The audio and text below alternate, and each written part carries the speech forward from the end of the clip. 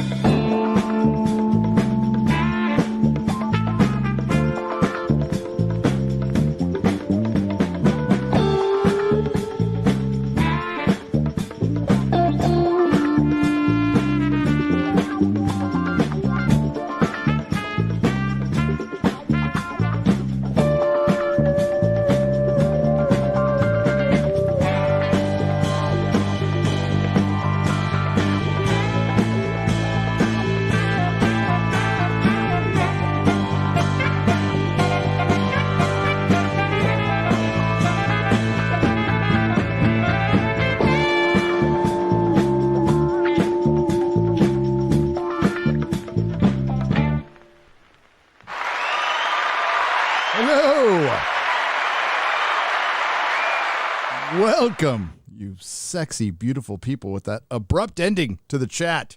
To the applause. And welcome to the Nerdrotic Nooner. There were no Nooners last week. And it's just going to be that way. It's going to be that way until the move happens. But I will attempt to do them Monday and Wednesday up until then. When the move happens, they will be at a set time. And there will be a studio, and there'll be some changes, and I hope you will like them. But it's completely up to you. It's completely up to you. My name is Gary Beekler, and I come to you from Nerdrotic.com. And once again, this is the Nerdrotic Nooner. And there is a lot to talk about today. Holy crap. So the fake woke marketing continues. It worked out so well. Good afternoon, Visor Matt. It worked out so well with, Dark Phoenix. I think that's the best example. X-Men Dark Phoenix. Remember they came out with that clip? It should be called the X-Men or X-Women, not the X-Men. That was like the only kind of intersectional scene in the entire movie. Now, the movie sucked, but it wasn't woke. And it wasn't filled with intersectional feminism. It was just normal bad, which I would accept. And I would argue that they cost themselves, $5-10 million on the opening weekend because of that. Then we had Terminator Dark Fate, which was just replacing John Connor with a Hobbit. And, that was comical. That was comical, seeing that little girl holding that gun that would have knocked her on her ass if she shot it. And then the worst part was having Arnold come back as a Drape apologist. And then Charlie's Angels, which, removed everything that was appealing about that quote unquote franchise in the show. I mean, my dad and I watched the show when I was a kid because of Farrah Fawcett. And the movies were kind of, the McGee movies were fun. The first one was fun. Because it was sexy. The other one wasn't. Then, of course, we have Birds of Prey, which was supposed to battle misogyny. And both films, I think all three of those films said I'm paraphrasing here, said that they would scare misogynists away. What they did was scare ticket buyers away, the paying customer. They scared them away with their shite on screen. But this far into the ongoing debate of woke Hollywood, intersectional feminism, critical race theory, all of that stuff, those of us in this sphere, I'll just speak for myself, pointing this stuff out, there is no doubt that it's going on and why it's going on. It's going on, and it has been going on for quite some time, as a direct result of Oscars So White, Me Too Time's Up, and all of these things were done for a power grab, for a political agenda. Some of these things started out genuinely. I would say Me Too Time's Up, Harvey Weinstein getting busted. That was pretty genuine. That guy was a famous creep. POS. They're still in Hollywood. They're still there. It's just a shifted power structure structure, and they have HR departments. But believe me, the powerful still do what the powerful are going to do, men and women. I was just watching a video where Joe Rogan was telling the story of a casting director who she screwed all of her clients to make sure they got roles. He refused to give the name, but I have little doubt that happens. And sure, there was plenty of dudes who were pieces of crap. Hasn't changed. Hollywood is still Hollywood. And what they've done is monetized their apology. So basically, Hollywood collectively is a husband who got busted cheating and is trying to get back with his wife, overdoing it, sending too many flowers, too many gifts, when it's just over. When it's just freaking over. But the worst case example of all of the murdered franchise, and I did make a tweet about this, or post a tweet a few months ago now. Took off more than I ever thought it would. And the list of murdered franchises in order of severity, I'm going to go off the top of my head, was Star Trek, He-Man, Star Wars, Doctor Who, number one. And why is Doctor Who the number one murdered franchise? Well, they actually went into the past and changed the first Doctor from William Hartnell to a nameless little black girl who was a portal baby. She just showed up. She was just sitting outside of a portal, and another amazing woman of science just so happened to fly by and find her. By the way, the portal was about a few hundred feet up in the air, so I don't know how she survived the fall. And in a voiceover montage, they rewrote 56 plus years of canon.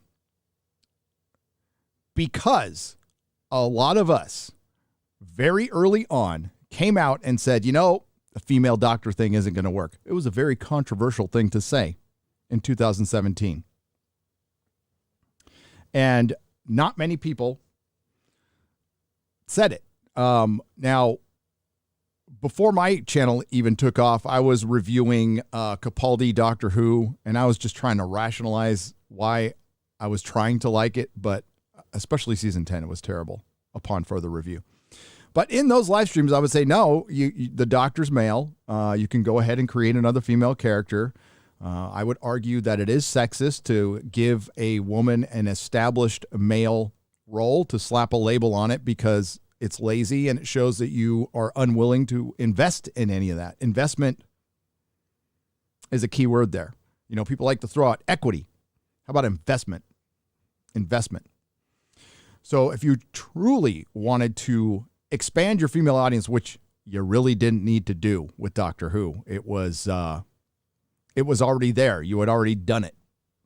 Thanks to David Tennant and Russell T. Davies and Christopher Eccleston and Freema Agyeman. I don't know if I ever say her name right. And Billy Piper and many others. John Barrowman. I stand with John Barrowman, by the way. He's canceled forever from Doctor Who. The one groundbreaking character they canceled for being essentially the same guy he was on screen, by the way.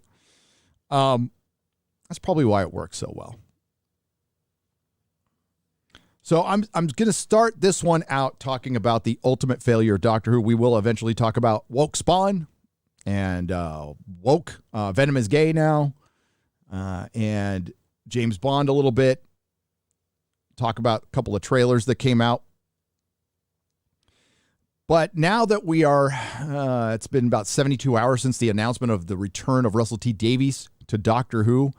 I would argue, now that I've kind of watched everything that I could, went over Twitter, watched some live streams, parts of live streams, watched a lot of videos.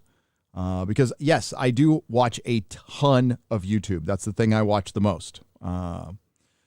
I try very hard to support every single person I subscribe to by giving them a like, giving them a view, And I think it is good to hear what other people are saying, hear other ideas.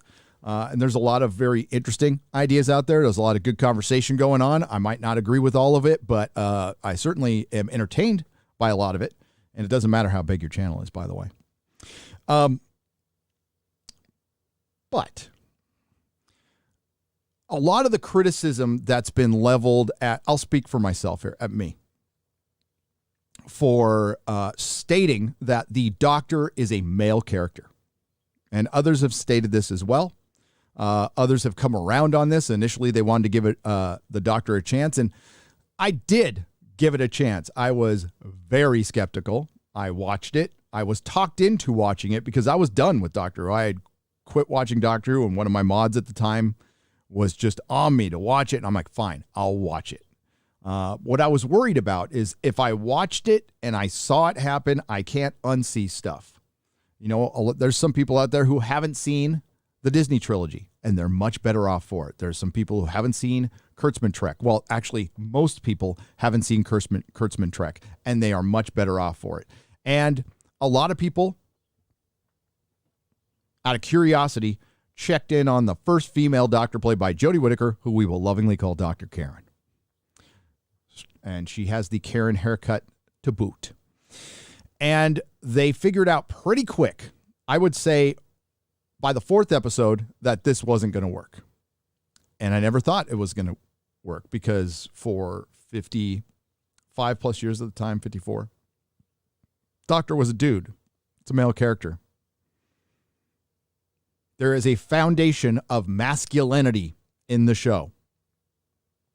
Masculinity is the problem right now in Hollywood and at the BBC due to diversity and inclusive initiatives and Me Too Time's Up.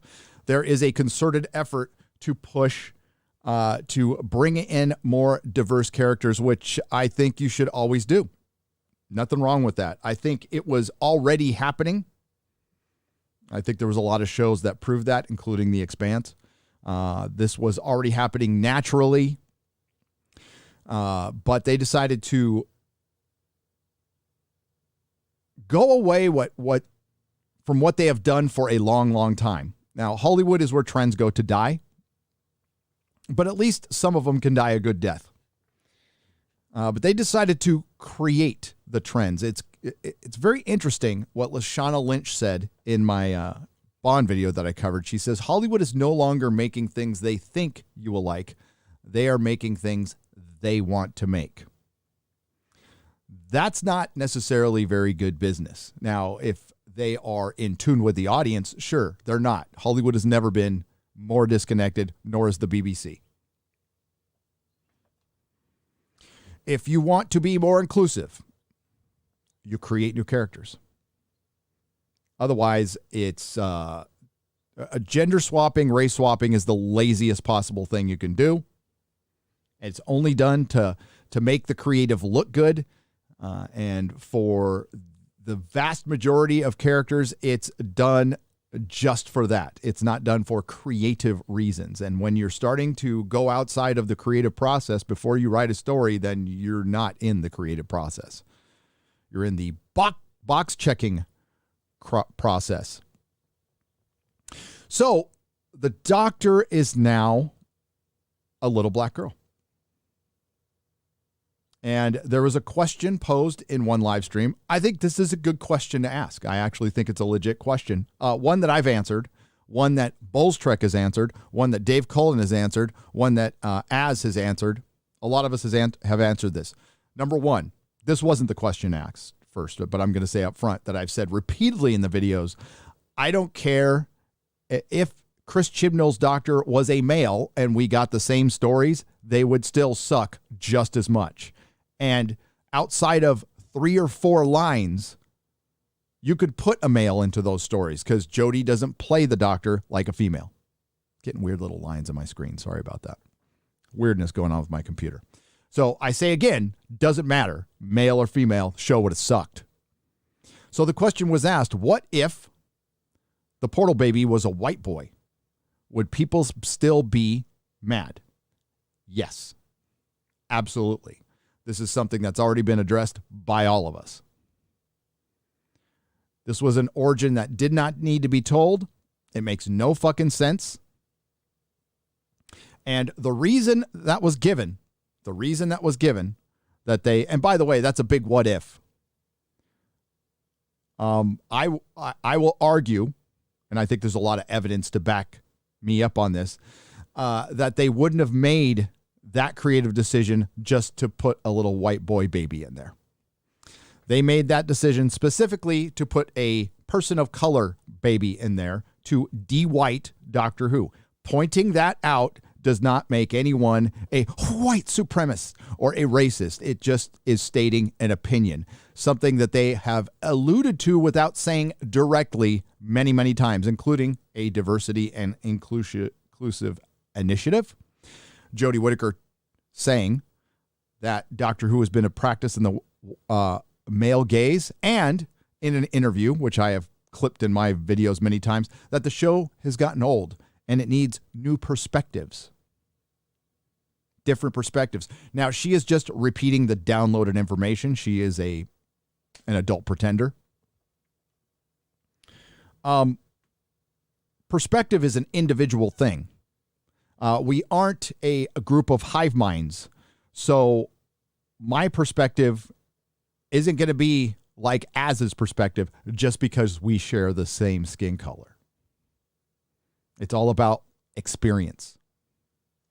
Life experience. And good storytelling can be relatable on a human level through anybody or anything.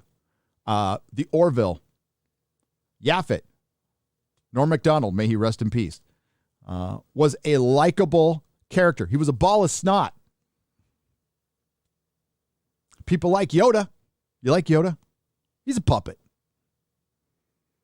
People like Farscape. It's got puppets in it.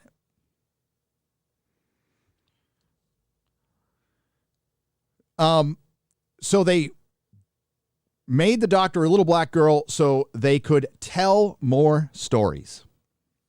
Because apparently all of the stories of Doctor Who have been told, which is utter horseshit. They just hired the wrong people. But what they needed instead was a company man who would say yes to whatever. So they planned from the beginning to make her a little black girl to make the Doctor's past more inclusive.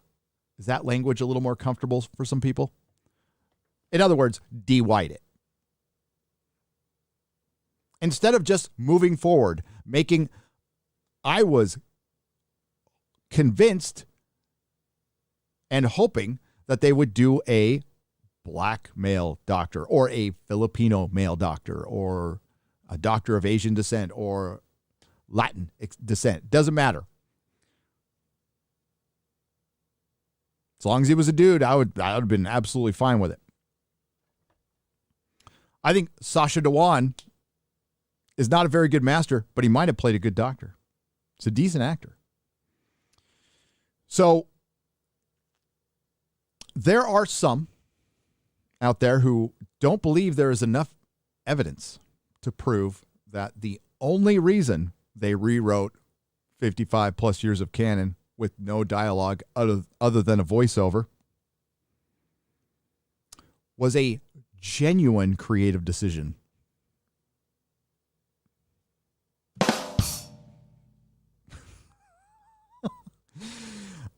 Either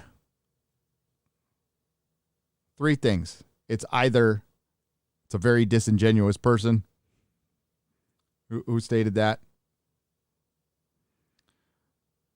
a very uninformed person, or a very ideological person who was stuck rooting for their team.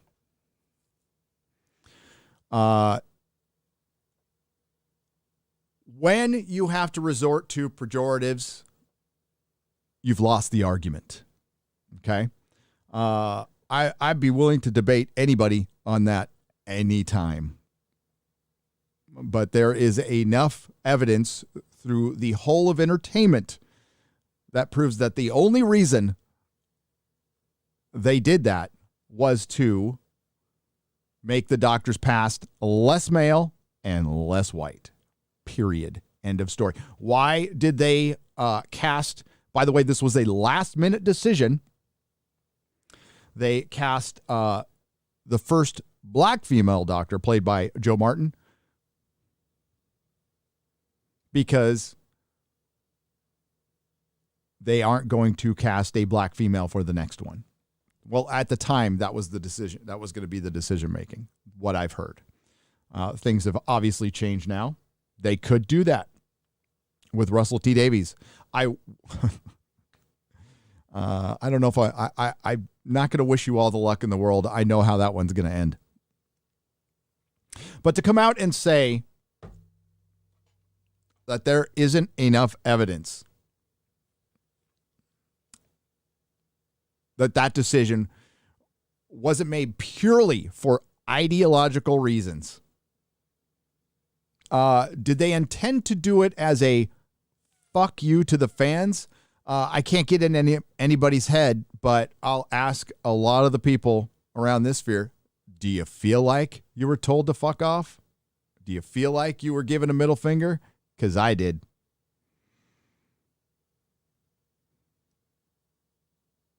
And I don't care what color the little baby was, boy or girl, it would have pissed me off all the same.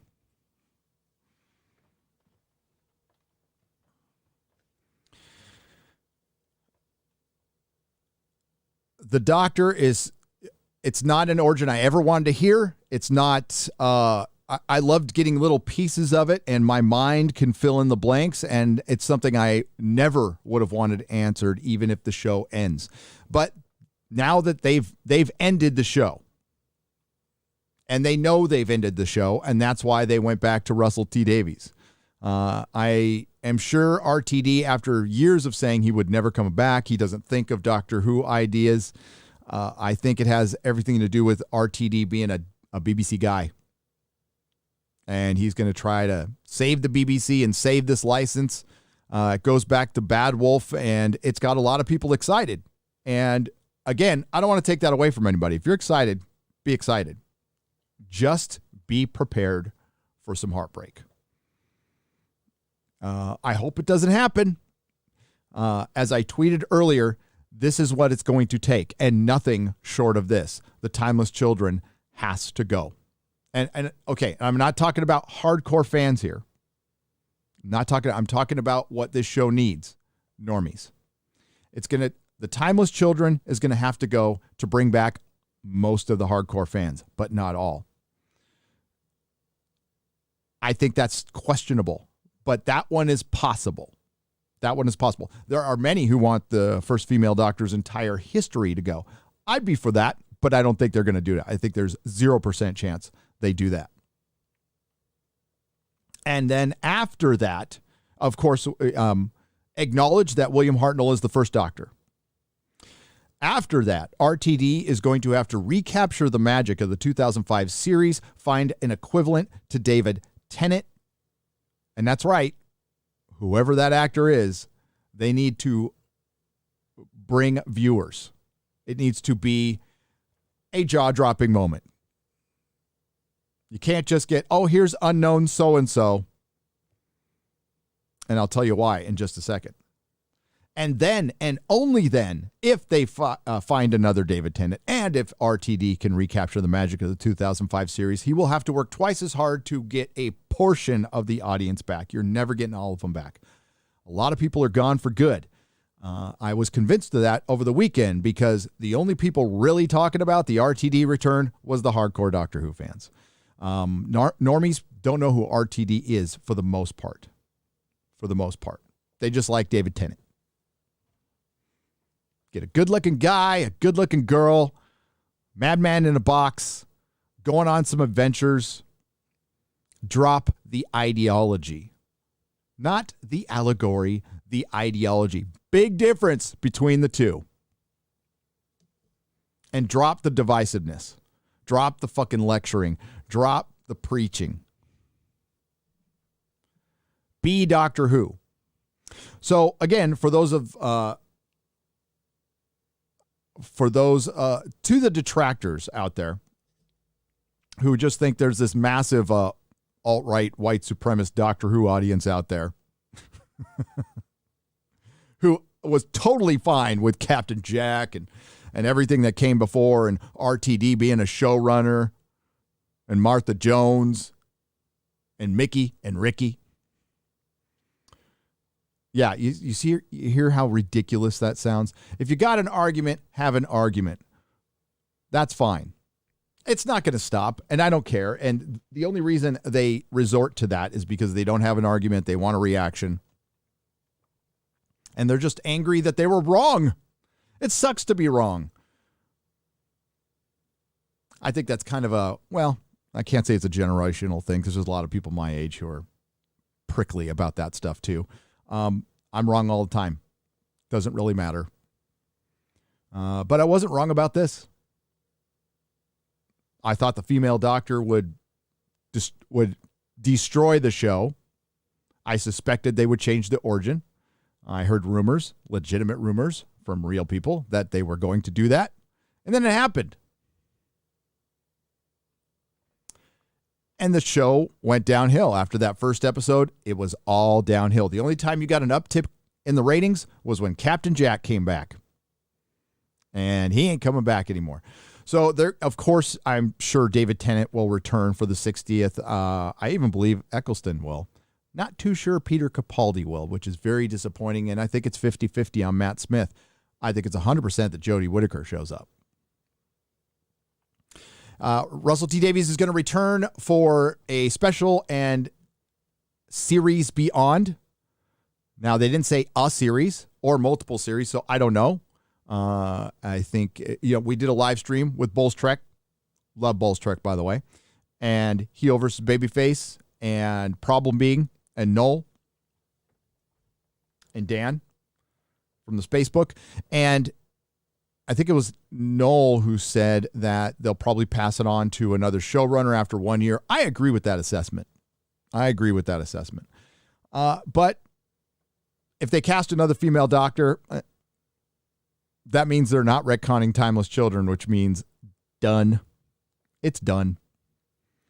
And I think the best we can all hope for with RTD is possibly Star Wars prequel level of quality compared to the original trilogy. So that's the absolute best you can hope for. It's been over a decade. Stephen Moffat's not going to be with them, or maybe he is. I don't know. Maybe he is. That would help a lot. I think those two work great together. Murray Gold comes back. It's still not going to bring everybody back, and I think America is over it. Because like I said, this was big news in the UK. Wasn't that big a news here. Not even in the news sphere. It was like, hey, he came back. Okay. Isn't that the show where they turned the main character into a woman and it was kind of sucking before that already? Isn't this show getting long in the tooth? And yes, there is 6+ years of canon, but it's technically a second series, a rebooted series, and this reboot is now very, very, very long in the tooth. And it's getting very close to being as much bad as it was good. Last full good season, for me anyway, was season 6. Season 7 was half a good season. I love the 50th. Season 8 was half a good season. There's 2 spectacular episodes in it. Season 9, mostly bad. Season 10, complete garbage.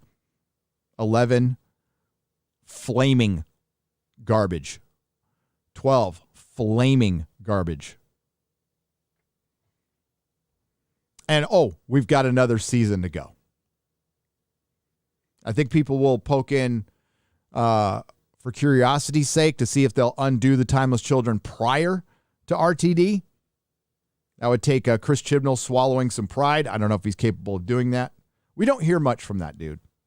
But I've listened to hours of RTD interviews on special features and, through research for my videos.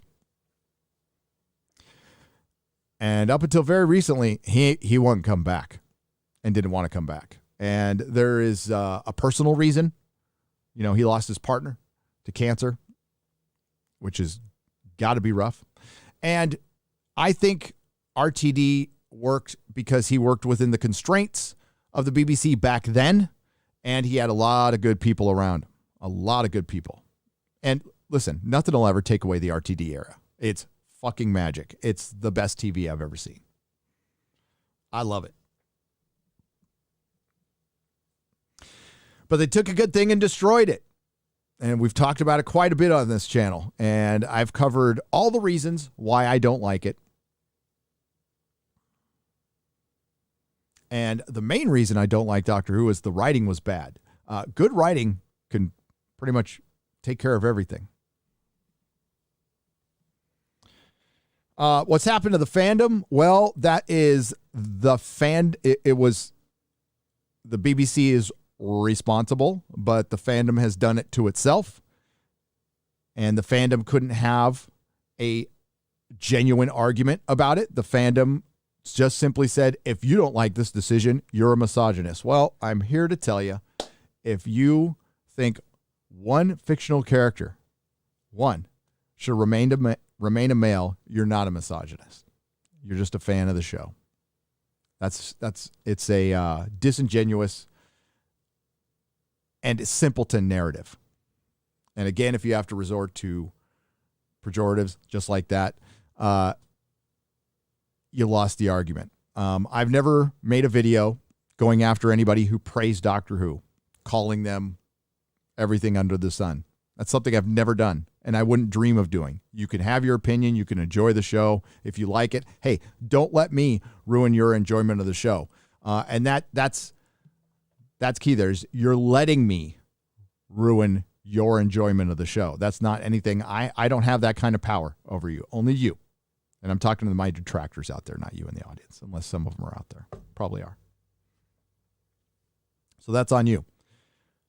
You don't have to like my arguments. You don't have to respect me. I don't really care. But when, like I've said before, we sling out a lot of criticism. I sling out a lot. We got to be able to take it. I can take it all day long. Bring it. But it's not for everybody. It's not for everybody. And I understand that. It can get real tiresome, I'm sure. But there's easy ways to avoid it. What I do is I just don't get involved. People will at me on Twitter and say all kinds of stuff, and I just let them have their say. Okay. I do believe somebody recently said they wanted to set my beard on fire. Okay, partner. Give it your best shot.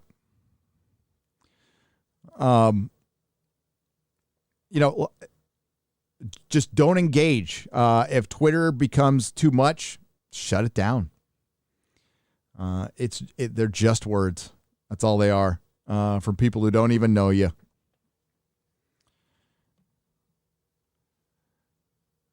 But if you go down to any, if you get to the bottom of any of this stuff, it's just people thought they were going to be right by backing the first female doctor played by Jodie Whittaker, who we will lovingly call Dr. Karen. And they were enjoying it partially because they didn't like us, or it was confirmation bias with their politics. And it just failed. And if they admit it failed, then they're admitting that they made a mistake. That's tough for some people. That is tough. I forgot to put the chat up. So I'm going to have to do that live. We're going to see who's here. Good look at the stars for a minute. Happy stars. Happy star. Oh, it helps if I pop out the chat. Let's pop it out. That ought to do it. No, that's not it. That's it.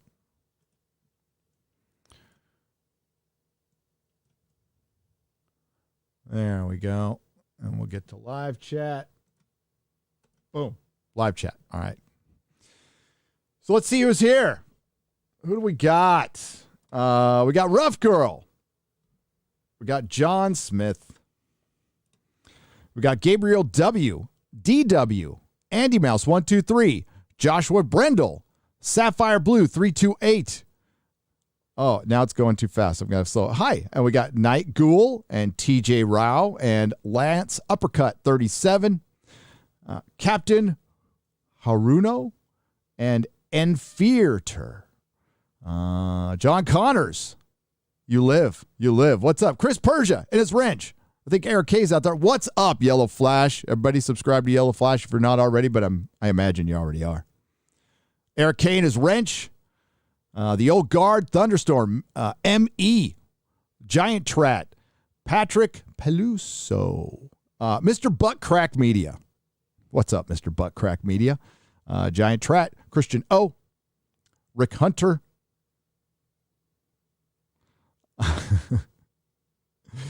How am I? Oh, I'm not boomering it now. Who was that right there? Distant Kingdom. Let's go. And Billy Badass. One thing I do want to say, and welcome everybody to the Nerdrotic Nooner. One thing I want to say is, again, I see everything that's going on. I don't care who live streams with who. My friends are my friends. And I love Bolstrek. Bolstrek's a good, solid dude that I've known for a long, long time. This channel wouldn't be here if it wasn't for Bolstrek. He and I got shouted out by Dave Cullen. That's when I first met him. We live streamed together. We were together for the time as children and all through it. I've talked to him quite a bit. He's a good guy. Stand-up guy. As we say with everyone, you might not like his opinions. You might not like my opinions. I'd ask people to stick with just not liking the opinions, but there's just a lot of people not mature enough to do that. You know, maybe one day when your metaphorical balls drop, you will be. You will be. You see, I don't really need to resort to that. I'll throw it out once in a while, but I'm not going to throw out things like, I'm sure somebody wouldn't like it if I went, hey, I heard you like child porn. Would you like an accusation like that? Probably not. Probably not.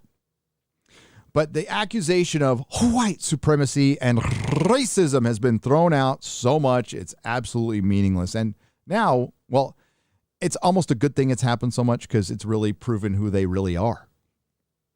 It's not who you think it was. I saw somebody tweeting something about there's no room for racism in the fandom with Batwoman. Batwoman is a racist show created by racists. So you're absolutely right. There's no room for it, but a lot of them seem to be writing for Hollywood right now. So you might want to take care of that. You might want to take care of that. But, you know, Bolstrek and I, when it comes to videos, I keep it on. I keep the argument with the show, with the plot of the show. I'll let you know why I don't like it. And that's it.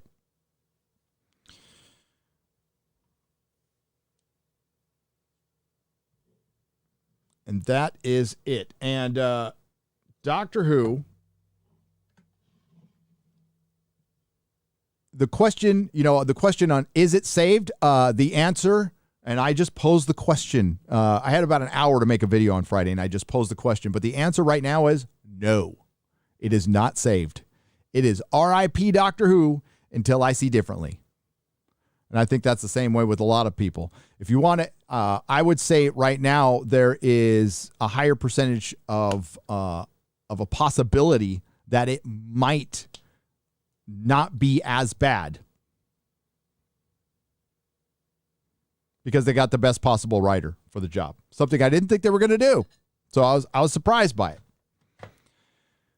But now, you know, you have time to think about things, and I don't want to piss in anybody's cornflakes. If you disagree with me and say, man, it's going to return to form, Murray Gold's going to come back, and, you know, hell, why not bring back David Tennant at this point? You got RTD back. You got Bad Wolf back. You need the show needs a freaking shot in the arm. I don't think anybody would complain about David Tennant coming back, even though he is the white man. I think the chances of that happening on a permanent basis are very small, unless they do like a season-long 60th anniversary celebration with multiple doctors and then rest the show. We'll see. We'll see. I am going to remain cautiously pessimistic. Cautiously pessimistic. We got $100 super chat from Enoch Maman. Thank you, George. By the way, got something to talk to you about, George. If I hear back from him. You have brought up the importance of hot companions. I could testify to that. I didn't care about the show until I saw the 11th hour. When I saw Karen Gillan, oh yeah, man. I said to myself, I'm going to give this show a shot. I fell in love with the show after I fell in love with her. Loved Amy Pond. Loved Karen Gillan. She was great. And the 11th hour is right up there with Spearhead from Space as for me as the and Robot, with the best opening episode with a doctor. I might watch that today. Oh my God, the music is so good. The 11th Doctor theme is my fave. That's my fave. But thank you, Enoch Maman. I appreciate it for $100. $100. Simp, yeah, I simp a little bit. I mean, she's a real redhead for one. She has no soul, but that doesn't mean you can't be friends. I mean, Dave Cullen has no soul, but I like Dave Cullen. Soulless ginger.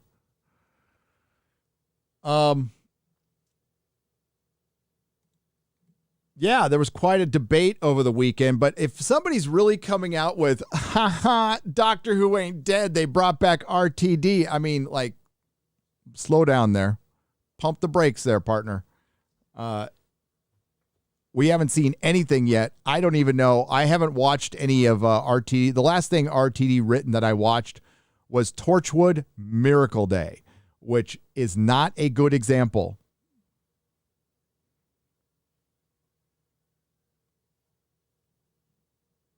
Was not very good example.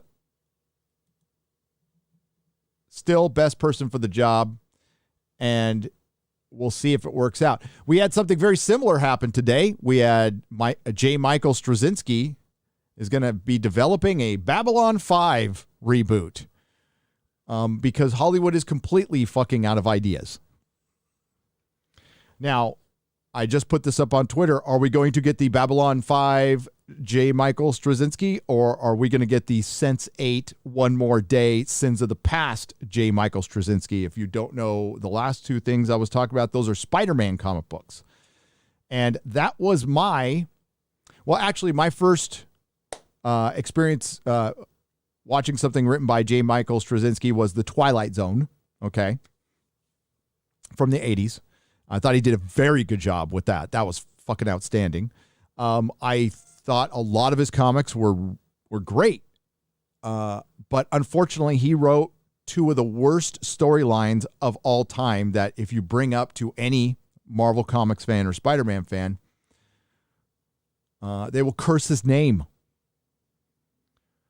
So as many people love Babylon 5, it was also JMS, whether it was his fault or not, or he was going under editorial directive. Nobody put a gun to his head and forced him to write out Mary Jane and have Gwen Stacy have an affair with Norman Osborn, which just didn't need to happen. It just goes to show you, this shit's been going on for a long time. All right. Again, I hear there's an argument out there that and I talked about this earlier, the only reason they gender and race swapped characters was purely to avoid lawsuits. No, that is not the case because they have alternate characters already and have had them for years. And were those alternate characters created because of possible previous rights issues and lawsuits? Maybe, but we've never had confirmation of that. But if Marvel wanted to go with a different Spider-Man, they can go with a different Spider-Man. Unfortunately, they need to go with Peter Parker because he's Spider-Man.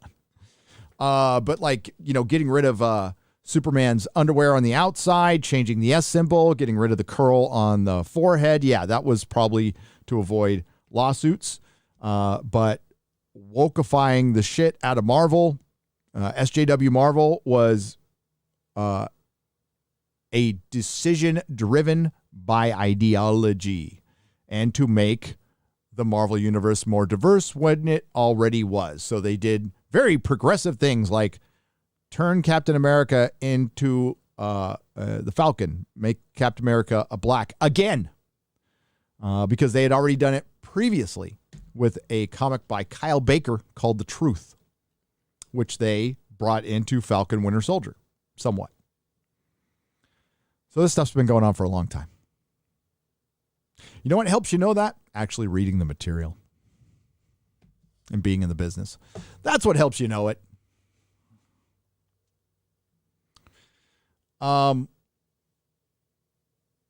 Gary, why does no one talk about I can't read the rest of that one. Why can I not read I will get back to that. Kaipak, it's cut off for some reason. But I will get back to it. Thank you for the $10. The Fixer won for £5. Been watching Doctor Who since John Pertwee's time, and Doctor Who is done. It's so broken beyond repair because of Chin Balls, Jodie Whittaker, and the BBC. And Piers Vanger, man, Piers Vanger is a name that we need to not forget because he is largely responsible for a lot of this. And we got a $50 super chat from Daniel. Thank you, Daniel. Cheers, brother. Doctor Who has been a cause for both heartbreak and rage. Yes. Listening to your discussion the other day made me want to watch the show all over again. You were all passionate and made great arguments. Please have more such panels with those guests. I will. Absolutely. I've been promising to do, we call that the Fury of the Whovians, and we bring in Doctor Who fans, and we'll do it more. And maybe we can do it on a regular basis once I get moved to Texas, like once a month or something like that. I think that'd be fun on the weekends. But that's what the real BBC is for. As much as we still talk about the culture war, we try to mix in as much of stuff we love in that show. And Friday Night Tights, there's no rhyme or reason to Friday Night Tights. I think we might cover one or two subjects, and then the conversation just goes where it's going to go. I'm not going to try to structure anything. That seems to be working just fine. But the real BBC, I've got a stack of books down here that I'm going to bag and board, and Ghost Rider. I'm going to go over Ghost Rider. But yeah, I talk about this because I love Doctor Who. Again, this is not a judgment of another channel. People can do what they like, and you don't have to watch or be an expert on something to give your opinion on something. You don't. But when it comes to Doctor Who, why I talk about it so much is because I am a legitimate fan of it. I didn't just watch a couple of episodes when I was a kid, or just come in because it was a hot subject. It's something I watched. It's something I loved obsessively. There's few things I've loved obsessively. I like a lot of things. That's why I would never, ever say I'm an expert in anything, because I like so much stuff. But Doctor Who was the one thing. I've told this story before. At my comic shop from 2010 to when I closed it, when I sold it, Doctor Who was on constant rotation every single day. It started out, I would show like X-Men cartoons and stuff in my video system on the end. And then I started watching Doctor Who, and it was just ripping through all the seasons. And once we're done, we started over again. And it became kind of a Doctor Who place. And we did watch parties. I had the biggest Doctor Who toy section in Northern California. And I couldn't keep them in stock. You want to know, during the Russell T. Davies announcement, I went to Comics and Stuff, which is a store just south of me. It's in a mall. So what they do, it's a really great idea. It's a chain of stores, and what they do is they buy out leases. A store leaves a lease early in the mall, and they negotiate a much lower price to just stay in that spot and, for the rest of the lease. And it's filled with, just tchotchkes and T-shirts and modern comics. There isn't a lot, there's no like silver or Bronze Age stuff and a lot of, newish toys. But they have this big Doctor Who section in the back. And the last time I had been there was about 8 or 9 months ago. And I went there a couple days ago, and the same stuff was there with a little layer of dust. Not a thing sold. And they had some cool stuff. Unfortunately, it wasn't sold. So I got a couple things, negotiated down a little a price, and was able to walk out of there with some pretty cool, classic Doctor Who stuff. I'll show you sometime. But nobody touched it because nobody cared. And you'd think, somebody would be energized by the announcement that they would go and buy something. Somebody in this county of 3.3 million people, nobody cared. Nobody cared. It's pretty dead here in America. Doctor Who is. And as I believe it was Piers Wenger said this, ratings don't matter much anymore. It's about the licensing. Well, the complete and total value of the Doctor Who license is the RTD David Tennant era. Period. End of story. And they need to build on that, or and they've just completely blown that. What they've done is destroyed the foundation of the show. A show with the male character. What was it? Some medical journal yesterday said that they didn't want to say woman, so they said body with the vagina. Yellow Flash tweeted this. Let me see if I can pull it up here.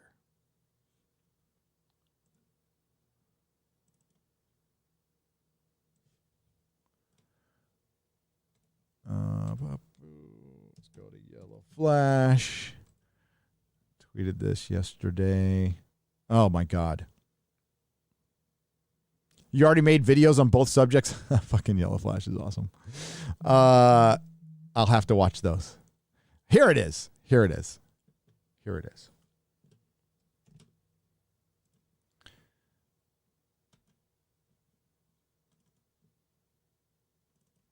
Oh, why is that there?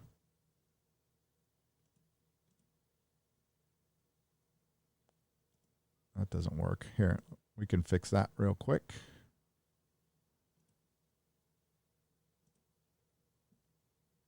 That works now. I didn't have this set up. I wasn't going to go to any articles, but let's do it now. There we go.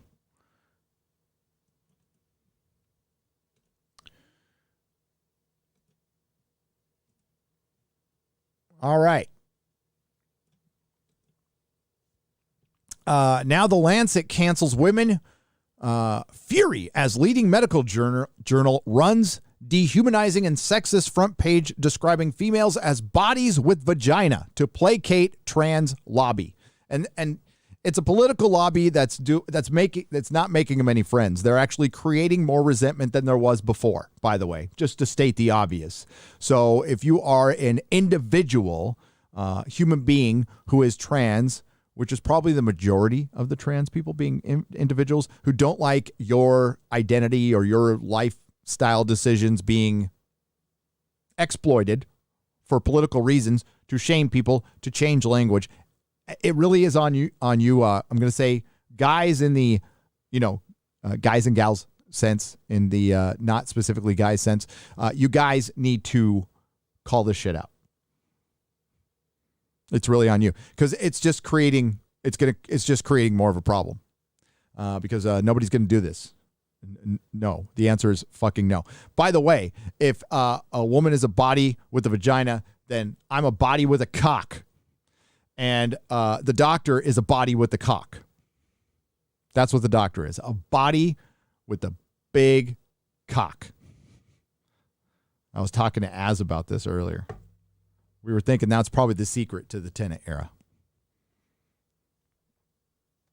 He did have a couple of really hot companions, by the way. But it was weird. I remember watching Penny Dreadful and seeing Billy Piper naked, and it was like, oh, I don't want to see a Doctor Who companion naked. Well, it was a dead body too, so that probably didn't help. And then there was, Martha Jones and Sense8. It's like, oh, damn, whoa. Oh. She was pegging somebody who kind of looks like a YouTuber. Sophie Evans for 10 British pounds. My first super chat.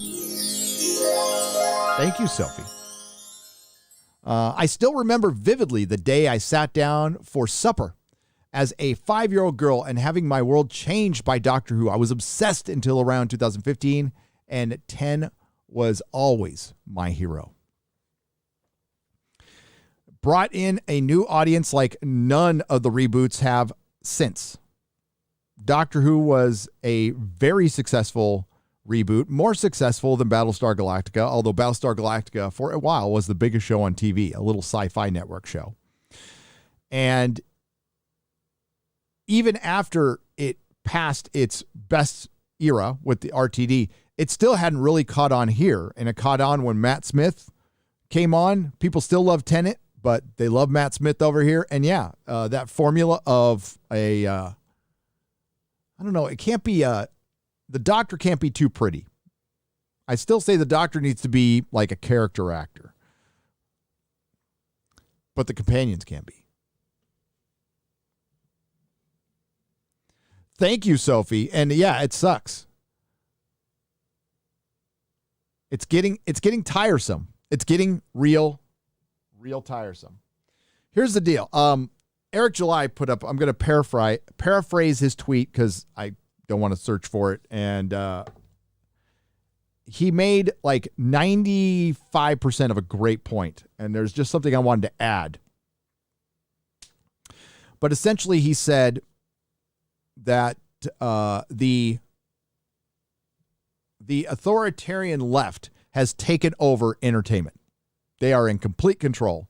Do not doubt that for one moment. Completely agree. All of entertainment on both sides of the pond. And no amount of pointing out their hypocrisy is going to be able to combat this. That was his next sentence. I want to add to that one. What he said, and I'm going off of memory here, he said that what we need to do is basically, God, I had it in my head there. What we need to do is boycott and replace it. Boycott and replace it. Make our own competition. Starve the beast. So, and I got to be fair to Eric July here because I'm going off of memory here and I'm not in his head. And by the way, I love Eric July. If there's any person on this planet who my politics are the closest with, it's his. I think he is a role model out there on YouTube. I think he's a good American. He might not like that. And I think if you are getting into content creation, that's somebody you should emulate right there. My love for him is unconditional. But when it comes to no amount of hypocrisy will be able to combat this, and I do believe he means like we ain't going to change Hollywood. I think that's mostly true. But for the independent sphere to survive, I think if all of us basically shut it down and stop talking about it, that would be bad for the independent sphere because we feed it. We feed the independent sphere, whether we're actually creatives creating something or not, we are the ones pointing this stuff out, waking people up every single day to it. I get emails every week. Had no idea this was going on. I'm new to this.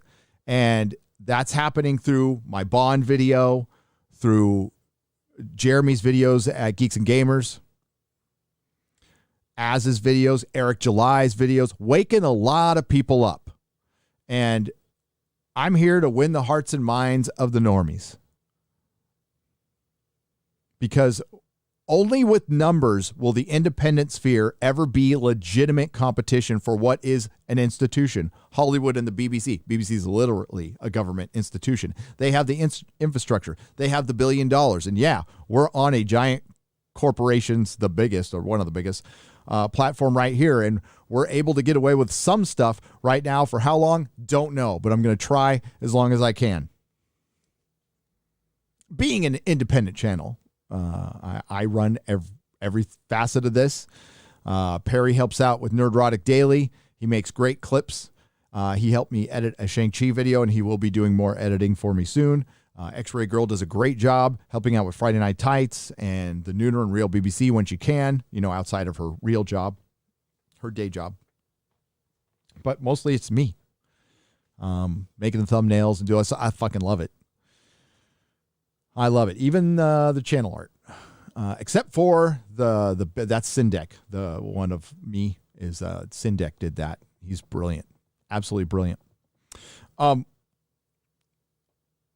But those of us here in this sphere who are just creating content and putting this stuff out, we are a big part of what is driving customers to independent works. And if we stopped, that would stop driving customers to independent works who still have a long way to go. Let's talk specifically about comic books because those are the ones that are the most in. They the independent. Now, there's always been independent comics. There's always been independent, shows and movies. We're talking about the new paradigm through Indiegogo. I guess some people are on Kickstarter. I don't really back anything on Kickstarter. Not really I don't like that company. But now we're like 3 years in. A lot of people are creating content out there, and we're at the very early stages, extremely early stages. And Eric's going to go out there and he's going to create his own company. And dude's a Renaissance man. I don't know how the fuck he does it. He's in a band. He's making YouTube videos. He raps. He's making comics. I think he's doing brain surgery too. Just on the side, just on the weekends, he's doing brain surgery. Fucking Eric July, beast. But it's still at the very early stages. And if it's going to be legitimate competition, it doesn't need like one or two of these independent entities to turn into giant companies. No, we need thousands and thousands and thousands of them.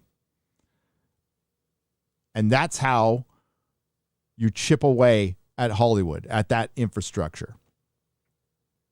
Because they can't compete against that. That's why, like talk shows, late night talk shows, they can't compete with live streaming. Live streaming is killing them. Absolutely killing them because there's somebody live streaming all the time. There's 122 million active users on YouTube every day. Every day. A lot of people here. So as those ratings continue to just fall slightly, it's more people going to each other. So we're entertaining each other. Sure, we're still, at least for me, I'm talking about Hollywood. Hollywood ain't going away, and I'm going to continue to talk about it and point out the hypocrisy because it's always there. It's fun. And I learn a lot too. I learn a lot from you guys. I learn a lot from other channels. I've never said, and I was talking about this to Alex Jones. Oh my God. I hope I didn't trigger anybody. We were all talking about this to Alex Jones. I don't think in Hollywood there is one puppet master. No, I think it's a vacuous echo chamber that has just silenced the opposition. So sure, there's people there who think differently, but they're afraid to speak. Well, that's not really good for the country. It's not a healthy workplace. And is that on Hollywood or is that on the people who are too afraid to speak? A little of both. There's got to be a time where you got to speak up at work. I've done it. It's cost me a job before. But nobody's going to come and save you.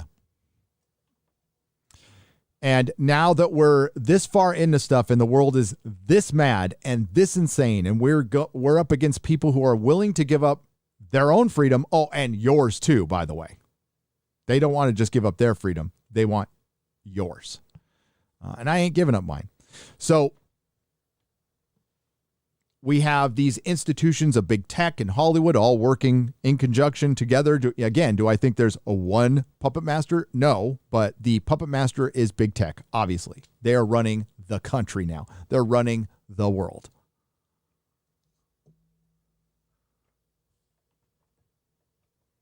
God, who was I watching this morning? I can't remember because I want to give them credit for this. But they said if anybody in the current administration decided that they needed to break up big tech, actually enact some of the laws we have on the books and break up big tech, that person would be out of office by Wednesday, I think they said. And I totally agree. And the next person up would be, oh, nope, there's no need to investigate. Everything is fine. That's control. And it's just some of us chirping and, trying to tell you that the emperor is butt-ass naked. And there's still people who just don't see it, and for whatever reason, not going to even bother to guess. Again, I heard a content creator actually say, I'm paraphrasing here, actually say that when they replaced William Hartnell with a little black girl, there is no evidence to show that this was done for ideological reasons. Okay.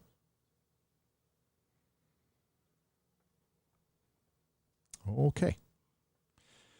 But what Eric July said was absolutely right. We need to create competition. We need more independent creators out there, and we need to keep building this stuff. It's going to take time. In the meantime, we still need to drive customers there and maybe drive some more creatives there, and maybe we drive some creatives out of Hollywood, or maybe Hollywood starts speaking up.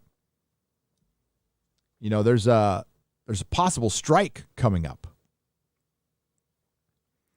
which could shut things down again. Imagine if Hollywood gets shut down again after the coup. It gets shut down by the post-production workers, the stage workers, like the blue-collar folks in Hollywood. That's the best of Hollywood.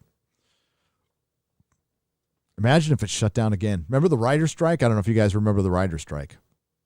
That's when I started working in Hollywood. Tons of resentment. People were pissed at the writers because you know what? The writers, I'm not a union guy and I don't like strikes, but the writers had a beef because streaming was coming and they saw it. And they saw that the corporations would use it to fuck people over. And that's exactly what they're doing. At the time, a Technicolor was talking about a set-top box. A set-top box. They weren't talking about streaming at the time, but I was digitizing, movies. I was compressing stuff on Blu-rays. I was doing some. By the way, part of this strike is people working long hours without pay. I edited some stuff, and I didn't get paid for it. And I spent 10 extra hours a day. I mean, there was multiple days I didn't sleep. I was at work at Technicolor for 20 hours. 20 effing hours. With the promise of, this'll get you places, kid. I wasn't much of a kid back then, but this'll get you places. So I was willing to do it until I realized, they're just full of shit. They're just full of shit. They want free work. And Hollywood's been doing this for years and years. And people do it. And what they don't realize is they're undercutting their own pay and their own value by working for free. But the lure of exposure. Work for exposure. So again, it's very important if we are going to create legitimate competition for that competition to get their works out there. And listen, I don't want to shit on anybody who created a comic book in their spare time while they're working a day job and they put up an Indiegogo campaign because it's been their dream to create a comic book. I mean, just that achievement alone is brilliant, is a brilliant personal achievement. But if the independent sphere is going to be real competition, it needs to be, the quality needs to be fucking great. Not just good, but great. This is business. You want to take on the big dog, you got to be consistent. The quality has to be great. And that's just going to take time. That's going to take time. Lots of time. Hollywood's been around for a century. Independent books have been around for a long, long time, but they've never been a viable alternative a viable competition for the mainstream. And if we're talking about making like a separate mainstream and going out and competing as far as making web series over television series, which is possible. It's possible if the writing is good enough. Movies, it's going to be awfully tough. But comic books are the easiest thing to do comparatively. And they aren't that easy. Publishing, distribution, that stuff's fucking hard. It costs a lot of money. And, I created a comic book like years and years ago. It's fucking terrible. You'll never see it. But I did it because I wanted to do it. And as many of you know, I sold comic books for 10 years. And the one thing, I was a mainstream comic book store, but I took a shot at some indies. But the indies' worst enemy was lack of consistency.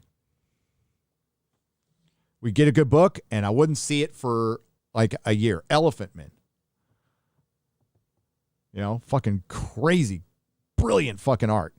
Book never fucking came out,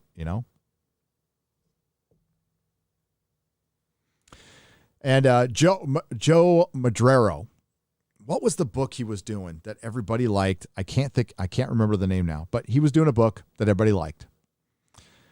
And the guy he was slow. He was freaking slow. He would have made a ton of money if he could have come out with, but now for whatever reason, I understand the creative process. That's why Jack Kirby was so rare. But then you got like Mark Bagley's out there who the art isn't the greatest art in the world, but it's sufficient and it gets books out and stories can be told. And it's not terrible. I like his art and it worked for Ultimate Spider-Man for sure. It really worked with Spider-Man. I mean, that's what comic books are to me. And yeah, there's a reason why manga is just fucking killing it right now. Stop laughing, manga. Stop laughing. Oh, by the way, I've got all the One Piece now. And that'll be on the Square Up. But I will give a little review tomorrow on the Real BBC. I have to refresh this. Please excuse me.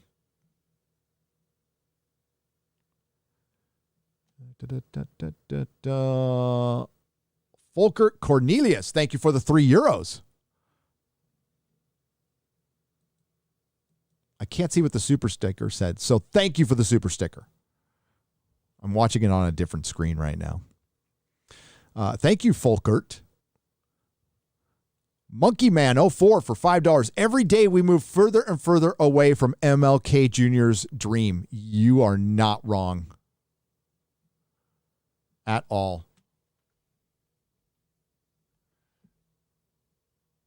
Why is that cutting off? That is so annoying. Oh, I see why. Because I'm dumb. There we go.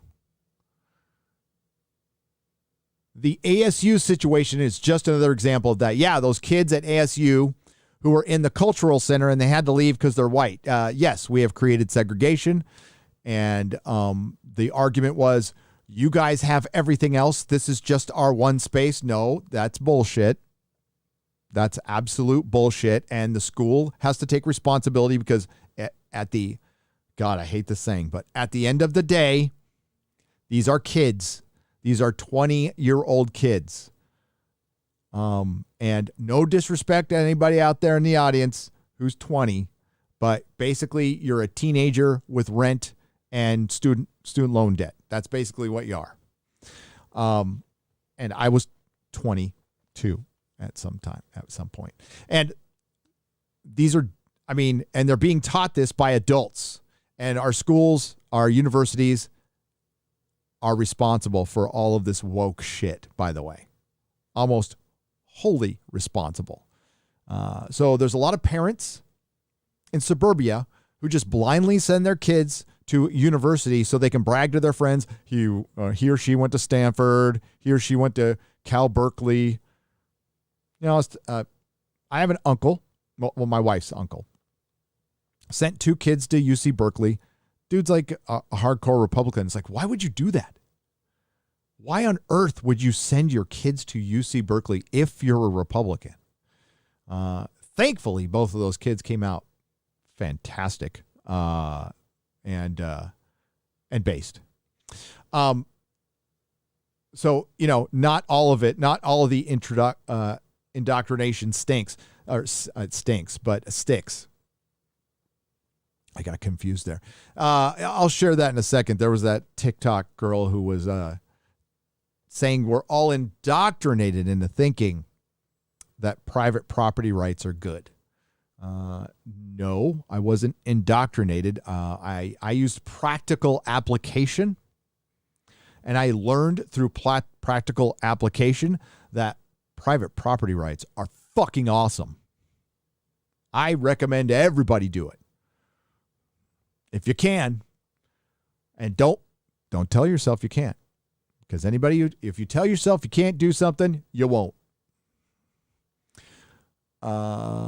Man, it's late here. Going to bed. We'll watch tomorrow. Thanks for inviting me on the Doctor Who stream. Have a coffee on me, mate. Thank you, Ian from Rebecca Gold, one of those people creating an alternative. A web series called Rebecca Gold. Ian's a good guy. He was on the stream. I loved that stream. I had a great time talking to everybody.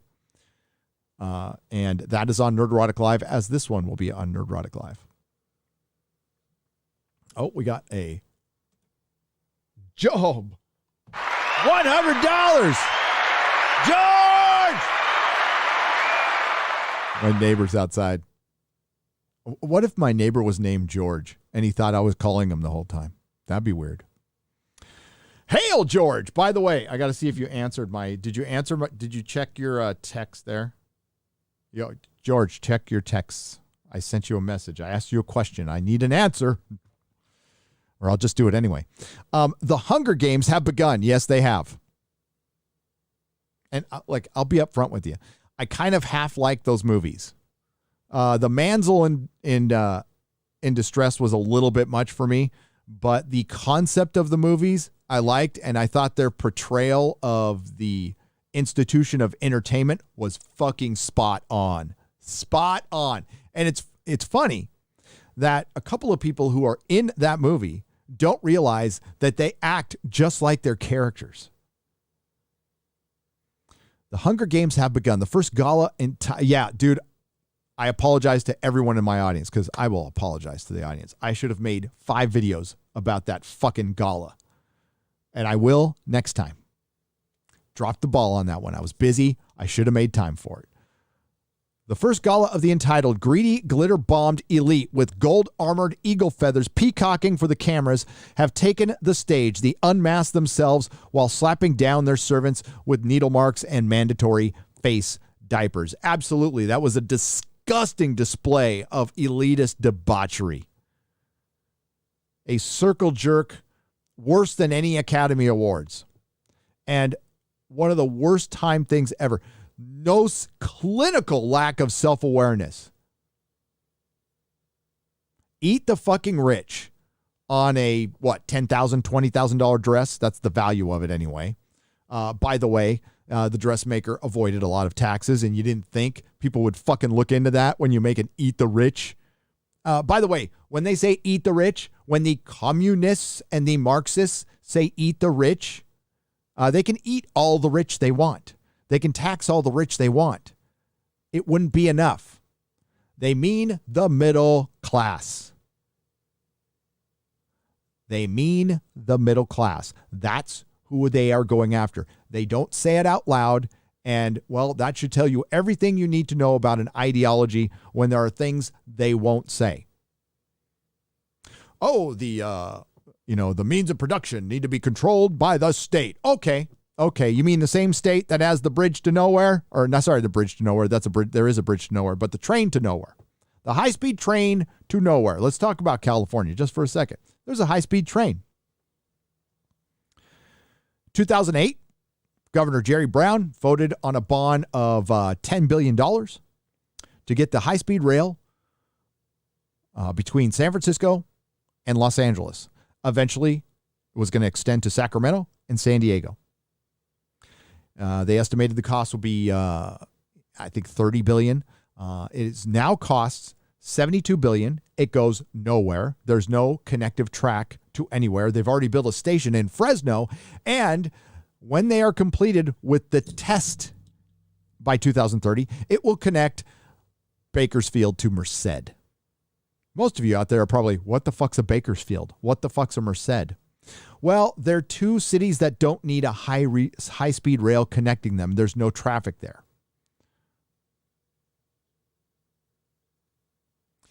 This was a government-run operation. These are the same people making mandates. These are the same people who made the decisions to close down businesses.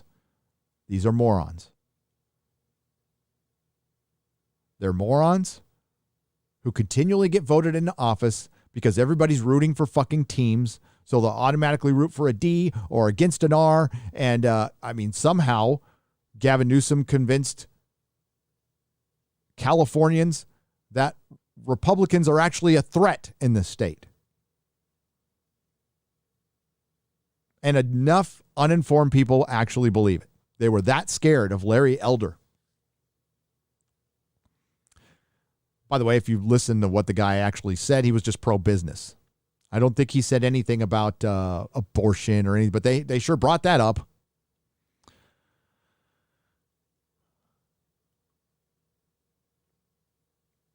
So, yeah, the government that runs the train to fucking nowhere that's going to end up costing $100 billion and probably will never be finished.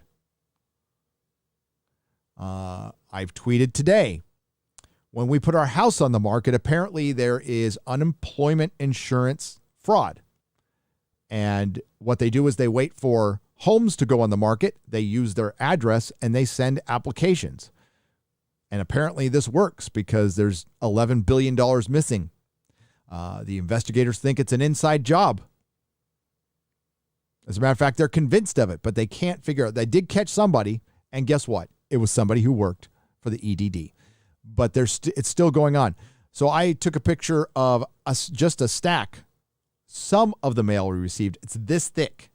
It's a stack this thick of EDD applications. I'm sorry, you want them running the means of production? Really? You want them farming, processing our food? I mean, it's not like we have a lot of accountability with these Uber corporations. I'm a big fan of mom and pop capitalism, personally. And I'm not a fan of restrictions or limits, but I am a fan of people knowing what lines not to cross. Do you need $20 billion? Can you live off of 10? I don't want the government mandating that. Make personal decisions. That's all. But accountability is a big deal, especially when it comes to like food. Fixing your car because your car can kill you. Your doctor.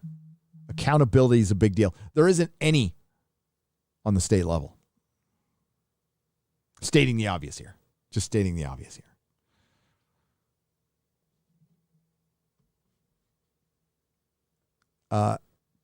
Great super chat, George. We got one more. Let's go to number 2. $50, George!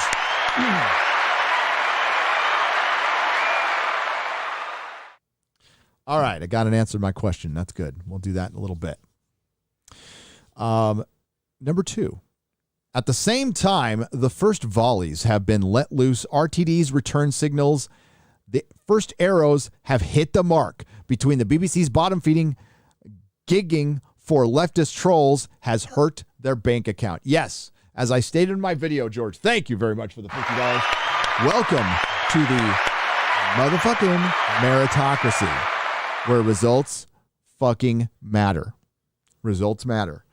And Russell T. Davies coming back to Doctor Who is a absolute admission of failure. The first female doctor, played by Jodie Whittaker, who we will lovingly call Dr. Karen, is a failed experiment. How can I say that? I've got the ratings to back me up. I've got the quality of the show to back me up. And the lack of a fandom. RIP Doctor Who is a hashtag that is still relevant and used regularly on Twitter over a year. Well, is it a year? Yeah, over a year, well over a year.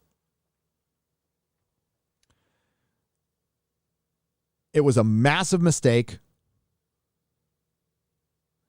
And there is a way to fix it. It's actually pretty easy.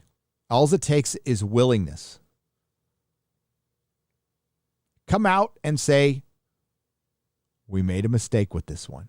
Because if they come out and try to retcon it, bullshit. They've already come out and said they planned on doing this and they're going to expand on it. They are absolutely down with the Timeless Children. And in that article, they said Russell T. Davies is going to build on what Chris Chibnall and Jodie Whittaker did. Not retcon, build. Now, that could be Access Media speak. I don't know. We'll find out. We'll find out. But it's proof of the failure, not that we needed it, because I knew it was going to happen. There's just certain things that are pretty easy to figure out they aren't going to work. Partially because I've seen it before. You know, that's the great advantage of working at a comic store. I sold stories, so I saw thousands of stories, and I saw what worked and what didn't work. And usually what doesn't work, and I mean 99.9% of the time, is a cheap-ass racial or gender swap.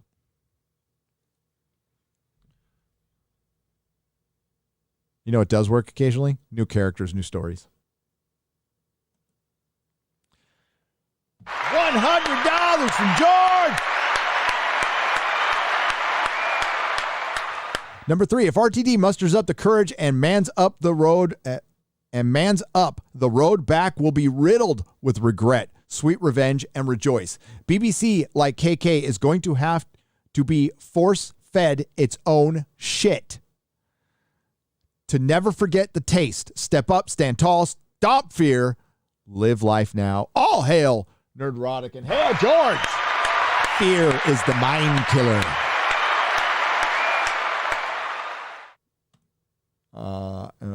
Thank you, George. And Johnny J for $9.99. Got to get ready for the night shift. Love your channel. Keep fighting the good fight. Keep on, brother, and you have a great night at work. Thank you, Johnny, for the $9.99. I appreciate it. What's up, Yellow Flash? Yeah, George! Yeah! Fuck yeah, George. Let's do it again. George!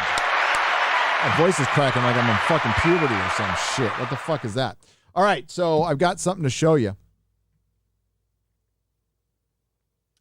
You know what? You know what's better than envy? Inspiration. Be inspired. What inspired me to do a podcast? Well, I started podcasting at the comic shop, as I told you. But I wanted to keep doing it basically because I'm a fucking nerd and I want to talk about this shit all the time. I actually care about this stuff. I like it. So I want to talk about it. But listening to talk radio, so fucking Howard Stern, Opie and Anthony, Jim Rome, Art Bell. I guess those were early on inspirations. I used to be a delivery driver, so I'd listen to talk radio all damn day. And I'm like, man, how fucking cool would it be to just talk about, like, you know, sports all day or anything back when I liked sports. I used to like Jim Rome a lot. And I used to like Howard Stern. He's pathetic now. You know, but then when I started, podcasting early on, I was watching Midnight's Edge. Early on. I think it was even before Tom got there. And like Emergency Awesome was like one of the first channels, you know, and then your boy Zach.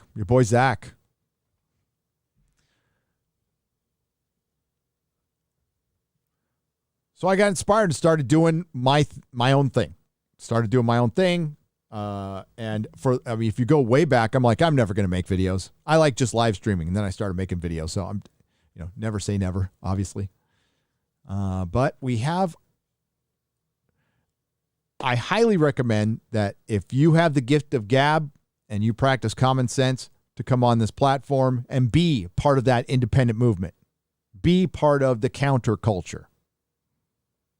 The uncontrolled opposition. Do your own thing. And at the very least, it's a fun hobby. You know, it's cheaper than being in a band. You don't have to buy a bunch of equipment or learn an instrument. You don't need an expensive mic, but you need a good mic. Get a good mic. Don't worry about the camera or any other. Mic has to be the first thing.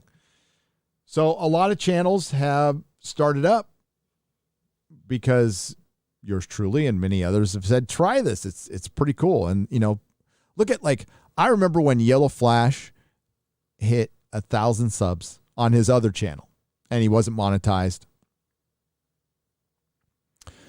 I remember when your boy Zach hit a couple thousand. I remember when he hit 20 and I was like, man, 20,000 subs. Holy fucking shit. I remember when Jeremy hit 100 and did that 24-hour live stream. That was your 100, right, Jeremy, if you're out there? The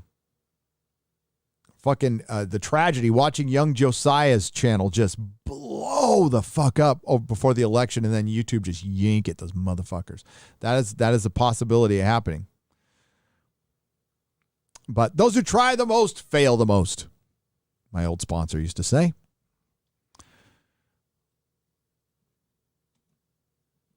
And let me get to this. There it is. I want to do a little shout out. Let's see if I can pull this up. Here we go.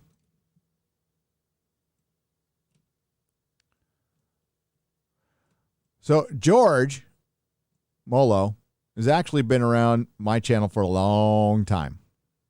Years. Pop in and pop out. And I got a chance to meet George at Vegas in person. Great guy. Good human being. He's got a beautiful soul. And he's got a great story. He wrote a book called Scarred. And it's a personal story about when he was kidnapped as a kid. And I plan on George being when I get to my new podcast studio in Texas, George is going to be my first interview. And we're going to talk about that. It's a hell of a story. He's a survivor. Well, he's starting a channel called George the Giant Slayer. He's got his banner art, which I'll show it right here. There you go. He's got 135 subs. Before he even starts, I didn't have that. By the way, I'm subbed. So here's the link. I think he told me he's about to start it. So give it. We'll see how it goes.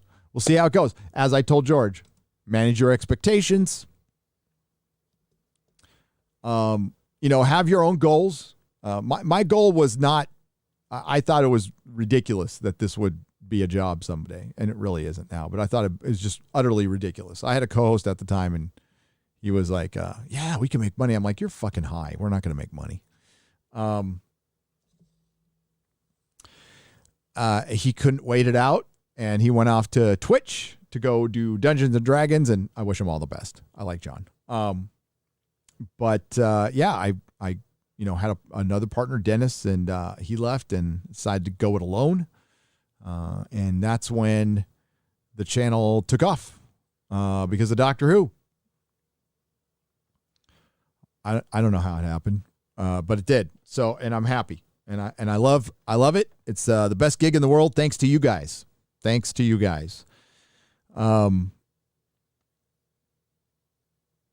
And listen, it's something that can end tomorrow. And if it does, I had a great time. And I thank you all for your support. So show some love for George. I think he's going to be guesting on some live streams soon, I think with Culture Casino. So I will shout that out when the time comes. But give George a sub. George the Giant Slayer. Once again, here is the link. George! Yeah! Hell yeah.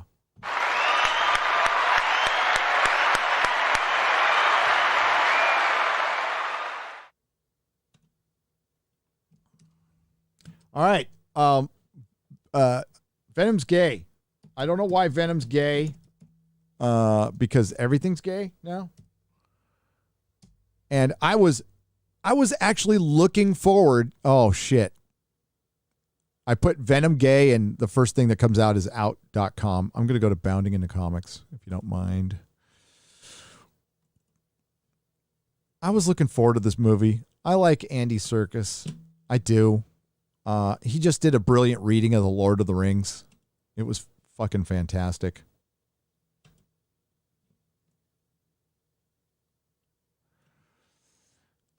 Venom's asexual. He's a symbiote alien who's connected to Eddie Brock. Now, I haven't read Marvel Comics in a year, so I don't know what the hell's going on with Venom. I know it's kind of a popular book. Popular in the new sense. I'm sure this is just fake. What I mean by fake woke marketing is they don't believe any of this shit, by the way. These are companies that thank concentration camps and stuff and do horrible things behind the scenes. So they're all full of shit. And the reason they're going so hard in the paint for the woke is to distract from all the fucking horrible shit they do. I don't think they actually believe any of this stuff. And it's just this is gonna cost you money. This is a net negative, but go ahead. I think it's queer baiting. So is Eddie Brock going to have sex with the Venom symbiote? Is he going to have vigorous anal sex with the symbiote?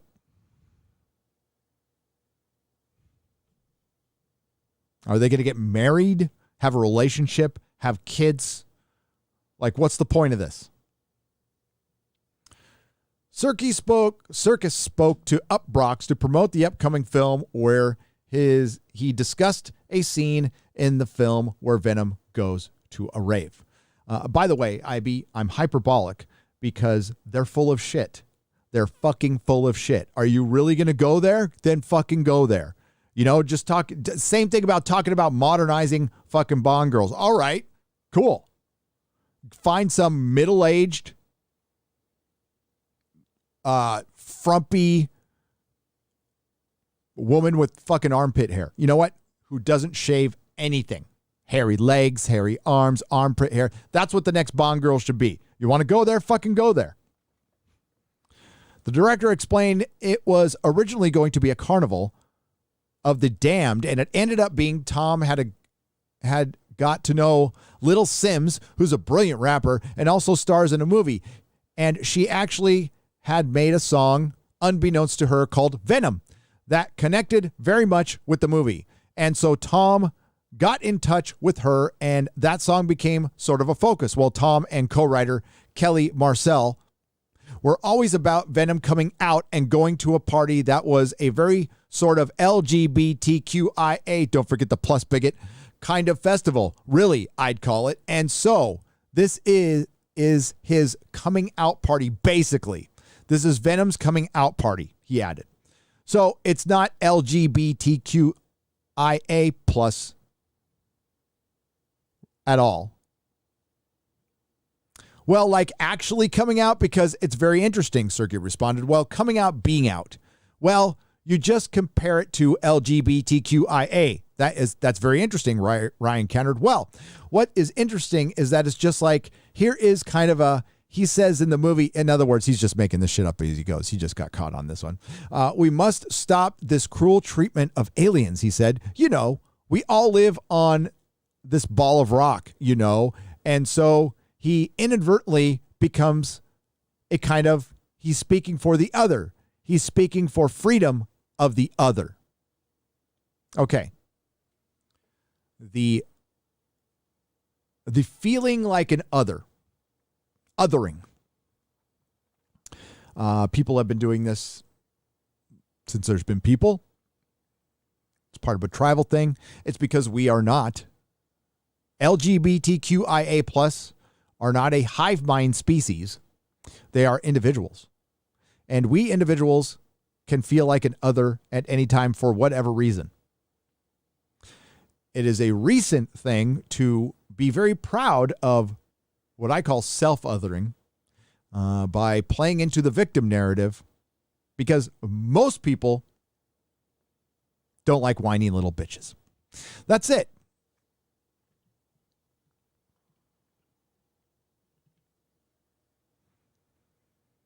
If you whine all the fucking time, I can't do this. This is impossible. I can't do that. You know, people just don't want to fucking hear that all the time. Once in a while, sure, we're all capable of it. I am too. But constantly, all the fucking time, here are the things wrong with me, and I wear them with a badge of honor so I can use them as an excuse for my bad behavior, which is largely what most of this is on Twitter. I'm going to say I'm fighting fascism and racism so I can continue being the biggest fucking asshole on the planet. Okay.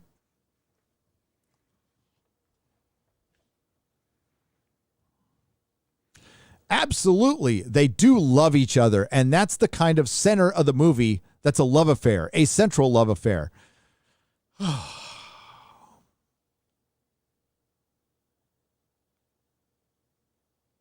It's okay to be gay.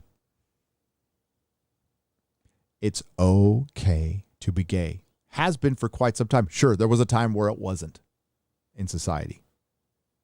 It wasn't safe. It was a horrific experience being gay in the 50s and the 40s, in the 30s. You had to live a lie. It was unfair. It's fucked up. But that's life. Life is unfair. It's fucked up.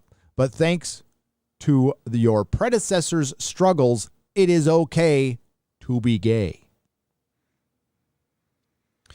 A lot of this stems from people, individuals, still not being okay with themselves. So they project this out. It's okay to be gay. You don't need to make everything gay for you to be okay to be gay.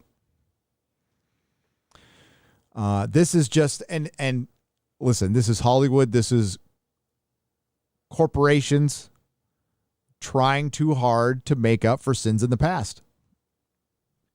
Somehow they've made it the audience's fault. Eddie and Venom are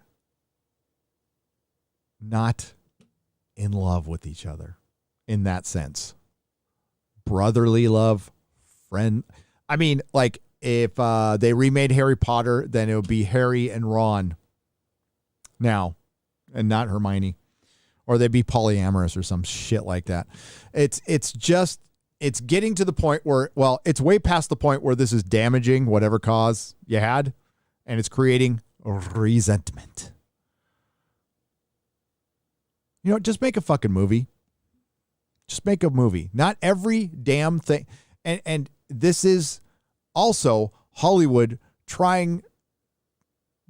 They've really adopted the big tech trying to make the world a better place, which was lampooned to perfection in Silicon Valley season 1. Highly recommend you watch it. Basically, people would spend a lot of time coming up with an app to help you find a better parking space or find a good pair of tits, and they would rationalize to themselves that they're actually making the world a better place. When no, you're just helping somebody find a parking spot or find a good pair of tits.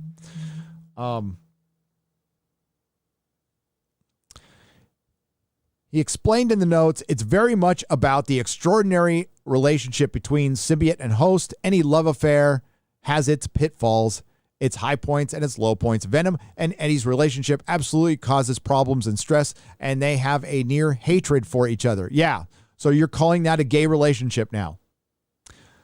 Okay, way to write yourself or woke yourself into a fucking corner. Andy, I love you. Just talk about the superhero movie. Oh my God, I'm getting a clicking. It's my USB ports. Hang on. Let's eject that. There we go. Hopefully that helps. Circus would further describe the relationship between Eddie and Venom, saying, it's Jekyll and Hyde. Yeah, it's Jekyll and Hyde. So Jekyll and Hyde are gay now. So you're saying a gay relationship's an abusive relationship?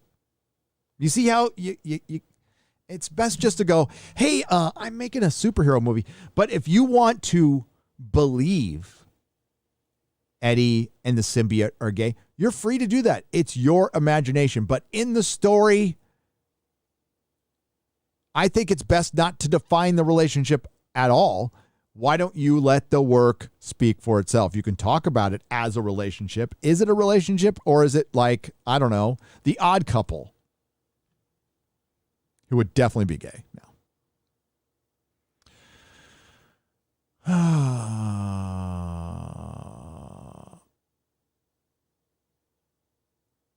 By the way, Eddie has a wife, and he says, as much as Eddie loves her, he does not know how to do it, which leads them to a breakup.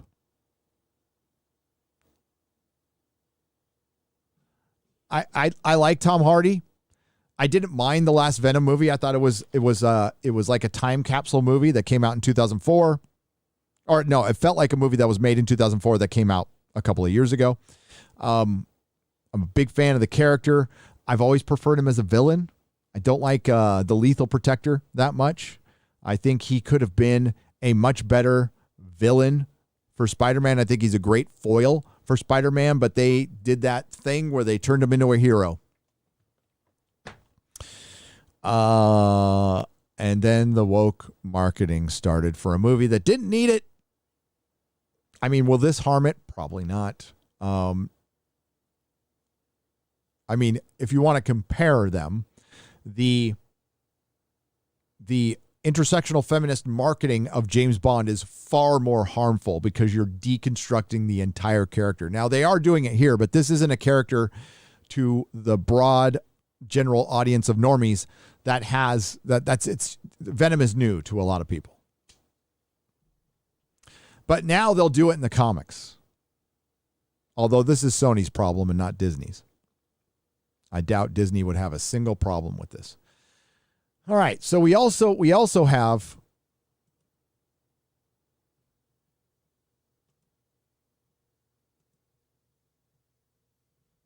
Todd McFarlane's Spawn film embraces Hollywood wokeness. You mean the $10 million Spawn film? This is from John F. Trent, future Pulitzer Prize winning John F. Trent. Spawn creator Todd McFarlane admitted the upcoming movie will embrace Hollywood wokeness. Todd! Dude! Sell out. I thought he was better than this. McFarlane spoke to CBR about the upcoming film where he made it crystal clear the film is embracing Hollywood's race politics. CBR asked the creator, last month it was announced Brian Tucker is going to take a crack at the movie script. What about his vision for the project impressed you to bring him on board? McFarlane, well, it wasn't just my decision. There's a handful of other people working on it we haven't announced yet. One of the people working on it is going to be a big name when we finally get to announce it. I think he said he went through close to 100 scripts by as many people as he could. By the way, I recommended King Spawn, although its sales of half a million comics are, well, they're bullshit. The creator then revealed one of the key things he has was for a non-white writer. He said, we're looking ideally for someone that could bring a voice to the character on 2 levels. I'm just a white Canadian kid. I have a lived life of a man in America of someone with dark skin. No, you haven't. But you managed to write a character that just so happened to be black. That wasn't a fucking big deal in the 90s, by the way. I don't recall anybody giving a shit about it. That was immensely popular because they really didn't get down in this shit. It was just about good and evil. And I'm a fan of Spawn. I will say this. This was before Kickstarter banned everybody, but I backed the Spawn project on Kickstarter. One of the higher levels. I didn't get my thing. I waited. I didn't get my thing. I talked about it on a live stream. Somebody said, hey, email this, customer service. And they shot me the link, which I probably could have fucking found on my own. So thanks. I emailed them. They responded immediately and got me the product like within a week. So good customer service. Good customer service. I have a lot of respect for Todd E.M. I think he's one of the true innovators. But this sounds like he's selling out to the woke crowd. Todd E.M., if you're out there, I know you're listening to every one of my live streams, Todd E.M. Don't do this. Don't fucking do this. Find the best person for the job. And hey, if it's a black guy see, what you want is a POT, a person of talent. One of the rarest things in Hollywood right now. They come in all make shapes and sizes, by the way. The assumption that only white people are talented enough to work on something is fucking racist. We thought it was important to get the perspective of somebody who has someone with that perspective coming in and adding a slightly different bet on, all right, are you going to hire somebody who's ex-military? What about hiring a couple of cops for Sam and Twitch? Are you going to hire a couple of detectives? Because that's actually something that does have a career perspective. I would argue that there's just individuals who have individual perspectives. But saying something like that, according to the goalpost movers, is racist. Book readers are, or was I? Different bent than what you said. As a comic book reader, already know as to what Spawn is about, he added. Okay, well, Todd, if you want people to like your Spawn movie, that will lead them to buy the Spawn comic books. You better make it like fucking Spawn. And the last thing I heard, I don't know if this is still true, that he wanted to take the Blumhouse approach and make it a $10 million horror movie. That's a retarded idea that will fail miserably. Todd, you got the money, dude. Sell the right, unless he wants to keep the rights somehow. That I can respect. But the road you're taking, dumb. And I'm not too sure if Todd E.M. is aware of. He has a huge, you have a lot of fans on both sides of the aisle. Remember that. And not even you, Todd E.M., can afford to lose any. And no comic book shops have. There was a lot of people saying a lot of nice things, including me, about King Spawn. I'm not going to take away anything from the comic book. Comic book is still good. McFarlane then noted that he doesn't want the film to tell Spawn's comic book origin. I didn't want to do the comic book origin from stories 1 through 3 in the movie. They were looking for people without even telling them that to give something a little bit different. He continued, unfortunately, 89% of them, according to the other person involved who were interviewing, were falling into a trap of retelling the comic book story in the movie. The trap, well, like not everybody needs to see an origin. You can tell an origin. I prefer to see a well-established character. I'm sick to fucking death of origin, so I'm with you. But I would still make it the origin from the comic book. The Spawn creator then went on to detail how much he wants the new film to be relevant today, specifically to terms of social content. Oh, God. We saw the movie that came out 20 years ago. Yeah, I saw it. It was shitty, but like that was a first crack at it. That's fine. What's funny about McFarlane's comments here is that he shoots down the idea of doing Spawn's origin in the upcoming film because it's already been done. But in the next sentence, he's calling for the movie that will be relevant today, both in terms of filmmaking and social content. Not sure if Todd realizes this, but that's what's been done to the umpteenth time as well. Agreed. I would say infinite at this point. It's perpetual and it's infinite, John. We've already seen it, and movie-going audiences are not interested in seeing it anymore. Just look at Terminator Dark Fate, Charlie's Angels, and all the other TV shows that embrace woke culture. Look at Batwoman. Look at Doctor fucking Who. And what you have is an original black character that all you need to do is just make them.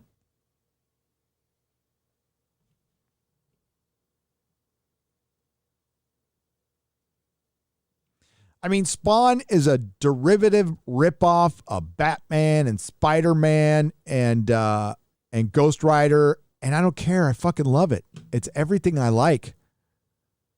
A ridiculously long, impractical cape.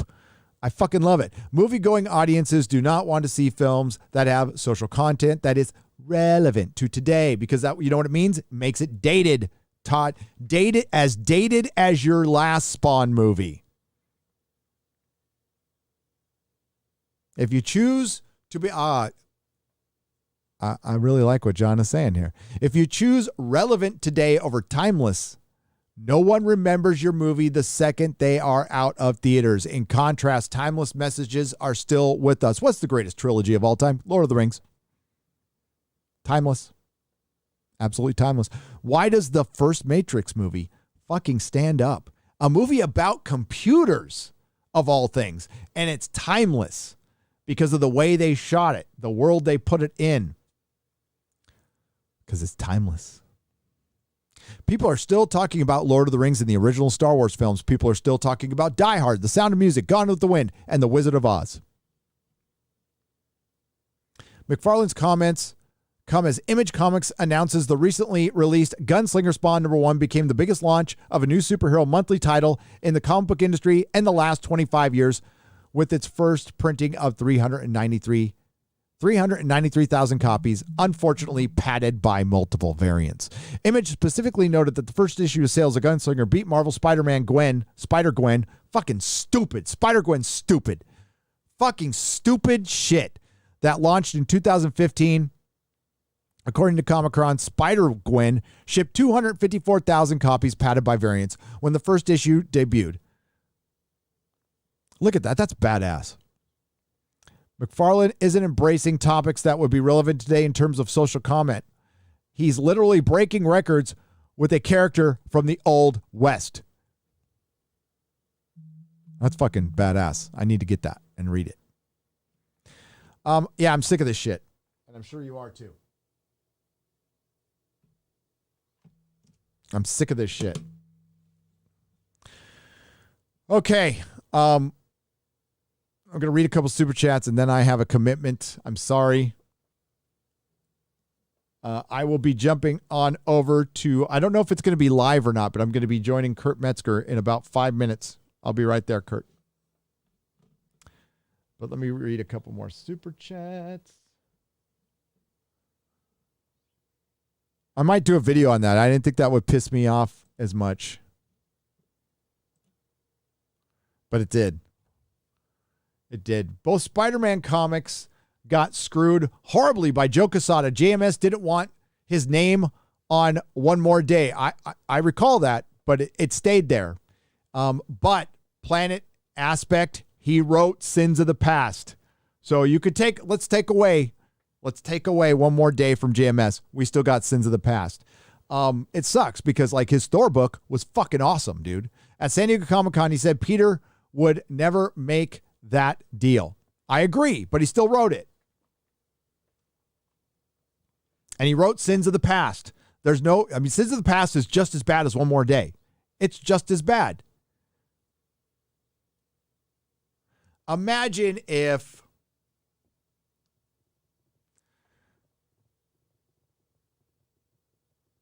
Rose went back and slept with the master and had little master babies. No, that's not even as bad. Imagine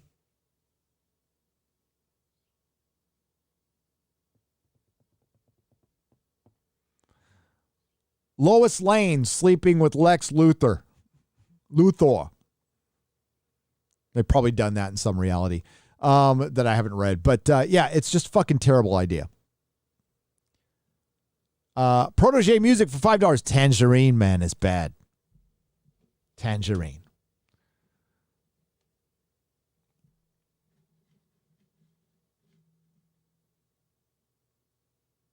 Yep. Tangerine. Hail Gary from Australia from Sometime Who for 10 Australian dollars. Thank you. I appreciate it. Daniel, thanks again for the $50. I appreciate you. Ian, I appreciate you. Hang on. I forgot to go check this side. Damn it. Kurt, I'll be right there, buddy. There we go. What's the date today? 27th? Oh, there you are. Cami Anime for $25. Hope you are liking my Hero Academia in your first time. Also, with the OT, her anime I sent, one of my favorite is Black Lagoon. What character are you liking so far in One Piece so far or interested in? And keep an eye on more figures coming, boss. Dude, you've been brilliant. Thank you so much. I just went to the P.O. box and oh my God. Tune into the Real BBC tomorrow for my hot take on One Piece. Now, My Hero Academia, I'm going to do a review on. So it'll probably be on Nerdrotic Daily, but I'm going to do like a virgin review. Insert donation message here from Manowar, the neighbor of the beast. 665, by the way. Still fucking cranking that album, dude. Hail, Gary, thanks for coming on in time for my daily jog. If Hollywood can't get better, I'm going to use that list of entertainment time to improve. I'm going to use that list entertainment time to improve myself. Yes. Use the time on other things, on other people. Go support independent content creators. If you want to buy an independent comic, go ahead. Absolutely. I really like what Doug Ernst is doing, and I've said this before at it's Icon Comics. He and others have started their own, comic company publisher, and I don't think they necessarily rely on Indiegogo anymore. They just print the books and sell them, which is where you need to be, right? Eventually, you need to have your own website, probably your own servers, your own way of taking money to be completely off the corporate teat, to be truly independent. Because I'm on YouTube, so I'm an independent content creator. But am I truly independent? No, I'm connected to fucking YouTube. Someday, maybe not, but that would mean my own website, my own servers, which hopefully I'll be someday. But that requires time and a place to live. If you guys don't know, I sold my house. Melissa and I sold our house on, I believe it was the 15th. And it's the best kind of sale you could hope for. No contingencies. The couple had they don't have to go through a loan or anything. They got the money. So on the 5th or the 6th, I will no longer be a homeowner. My house will be sold in San Francisco, which means I will no longer have to pay a mortgage payment, which is fucking awesome. But then we got to find another house, which we are working on right now. And that's why the schedule is absolutely chaotic, because the house we're looking for is in another state. San Antonio. That's where we're moving to. Phoenix Tangent, thank you for the $5.99 on the donation side. Jester of Roanoke for $2. Hail, Gary. I sincerely hope RTD can bring back even a fraction of the juggernaut days of Who. That said, I fear what we will get will feel like warmed over JNT. Oh, yeah. Also, maybe a Fury of the Whovians members stream in the future. I think that would be why don't we do the next member stream? We can do that, which will be Thursday. Or sooner. All right, I got to do one more and then I got to go. Sorry. Jesus, George.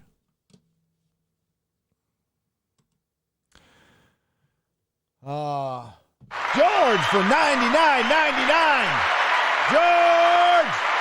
All hail the amazing fellowship and all hail to you, brother. Thank you for the inspiration. Thank you for all you've done. All hail the legend of live, the terror of Tinseltown. Oh, I like that one. The maestro of movies and the wizard of the anti-woke. All hail Nerdrotics and hail George Moldo for $99.99. Don't forget to go to his channel, George the Giant Slayer. And if you want to start a channel, go ahead and do it. And by the way, you don't have to buy it. This is just the stuff I recommend. I have an Amazon creator thing page that Melissa made for me. So if you just search Amazon Nerdrotic, and you'll see like this microphone stand, soundboard, all the stuff I use. That shows you what equipment I use. Again, you don't have to go nuts if you're starting a channel. You don't need to buy it. Jeremy was on a $75 camera forever. My camera, I bought expensive cameras and decided not to use them because this camera's fine, and it's $178. It's the Logitech 4K Brio. It's not really 4K. The 4K is like bullshit 4K. Mic, most important thing. Single most important thing. If you want to get a Shure mic, you want to be like Joe Rogan, that's fine. If you want to get this is, I forgot what it's called. It's like Electro Voice. This is just as good. It's just not a Shure mic. Hail, Gary. I'm glad you'll be talking about the disappointing Spawn movie news today, and I'm ready for the secret reveal. I've waited 2 weeks. Oh, what secret was I supposed to reveal? I forgot. What secret was it? Oh, I already revealed it. That the Alex Jones Friday Night Tights is monetized. For all the people who tried to shut it down because our opinions were dangerous. By the way, look how fucking quiet it is now. You see, here it's.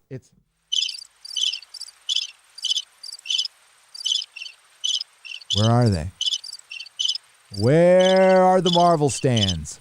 Where are the Shang-Chi stands? Where are all the Uber Eats drivers who don't like my opinions? Where the fuck are they? They're gone. You want to know why they're gone? Because I didn't engage with it. I didn't get involved. By the way, big, huge thanks to everyone out there who had our back on the Alex Jones thing. I appreciate it. As far as the couple of content creators that squealed to Mama Susan, that's the kind of thing you just sit back and let play out. I guess it comes with age, you know? Hey, listen, practicing restraint is not easy. I get pissed off. There are things I don't like. You guys don't want to hear that shit. You come here, we talk about entertainment.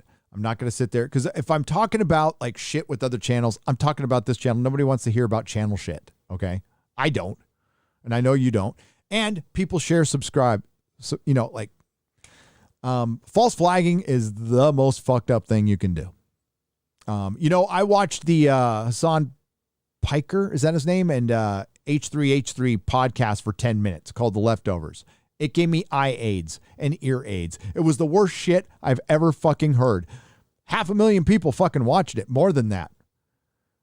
And as bad as I thought it was, I would rather simultaneously get a fucking root canal and a colonoscopy than have to listen to that again. And I didn't feel the need to false flag them. Not once. I think their opinions were stupid, uninformed. They were making fun of dead people, so it would encourage you to go get vaxxed. Yeah, some like really dumb shit. But I know some people like it, and that's fine. I'm not saying it shouldn't exist. Absolutely. They have every right, and they're very successful, and they got fucking way more viewers than I'll ever get, and that's great. I thought it was cancerous. but I didn't feel the need to false flag it or go squeal into Mama Susan about it. Isn't that weird? Isn't it weird that people can have other opinions that I don't have to like? But they have every right to fucking be there. Thank you, George. And they're much bigger than me, by the way. I mean, I only hope I can attain the skill of Hassan Piker, whatever his name is. And you know, eventually I'll be able to graduate and eat a bowl of cereal with my fucking mouth open, chomping in the microphone while I'm watching a better content creator's video. Mikey Gussler. He wants to, by the way, Mikey Gussler, I heard the new GNR song. I liked it. Okay, this is going to be the last one because I got to go. There's a $50 one too. For every city GNR performance at, they have a special artwork on t-shirt and poster that's unique. For Columbus, they went with Freddy Krueger. His knives are roses and says 1, 2 GNR's coming for you. Yes, I got it. Fucking that's awesome. And their new song, I mean, Axel's voice it sounded good on the recording. I really liked it. I think it was called Hard School, Mikey. I might go see him. I'm more of an oatmeal person, to be honest. I like oatmeal too. I do. And it's amazing because that's pretty much all that was like the most edible thing in prison was oatmeal. And the biscuits and gravy. The biscuits and gravy in California penal colony and the prison system, fucking good. It's actually good. Enoch Momon for $50. This will be the final one. I've been watching the fucking brilliant Spawn cartoon on HBO Max. The one thing I was thinking was Todd McFarlane in the Mafia? Seriously, the dude looks like an extra from Goodfellas. That look is certainly of its time. That's why one should aim for timeless. Absolutely. And yes, maybe he was. No, he wasn't. He wasn't in the Mafia. He was in the Talent Mafia. All right, I've got to run. I'm going to go join Kurt Metzger on his podcast. I'll be back on Wednesday. Please tune in tomorrow, 10 a.m. Pacific time on Heel versus Babyface with Mahler. We will be back with the real BBC. In closing, I just want to say, Bulls Trek, I wish you all the luck in the world. You're a good fucking dude. And anybody who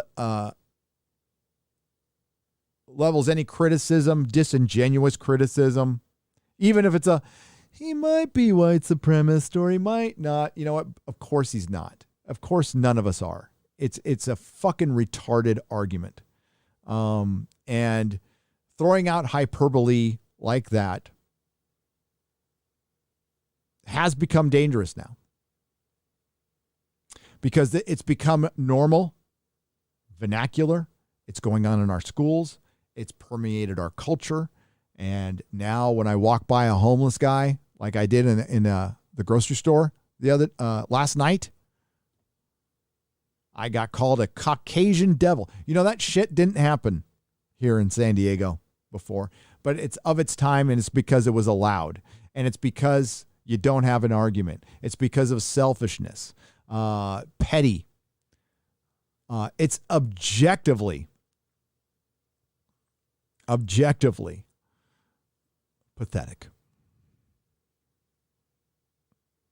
You know, if you're one of those people who prides themselves on being objective, and then you go out and do something like that. Well, I guess you're just one of us.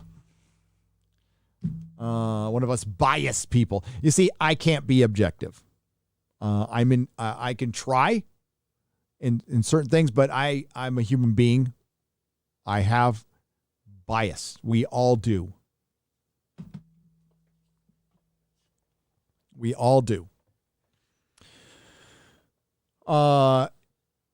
It just depends on how well you can form an argument. I heard a pretty good argument about how Spider-Man 2 is terrible, but it wasn't good enough to make me think it was. But you could certainly craft it. I heard a pretty solid, what sounded like a solid defense of The Last Jedi. The guy had a very confident, deep voice. Problem is the arguments he was making were shit. But if you do something with confidence and authority, it could make you think it's a good argument when it actually isn't. Bolstrek's a good dude. Love him to death. He's an honest man, a stand-up guy that I'll back to my dying day. So I wish him all the luck in the world. And I will see you guys tomorrow, 10 a.m. Ciao, ciao. Nerdrotic.com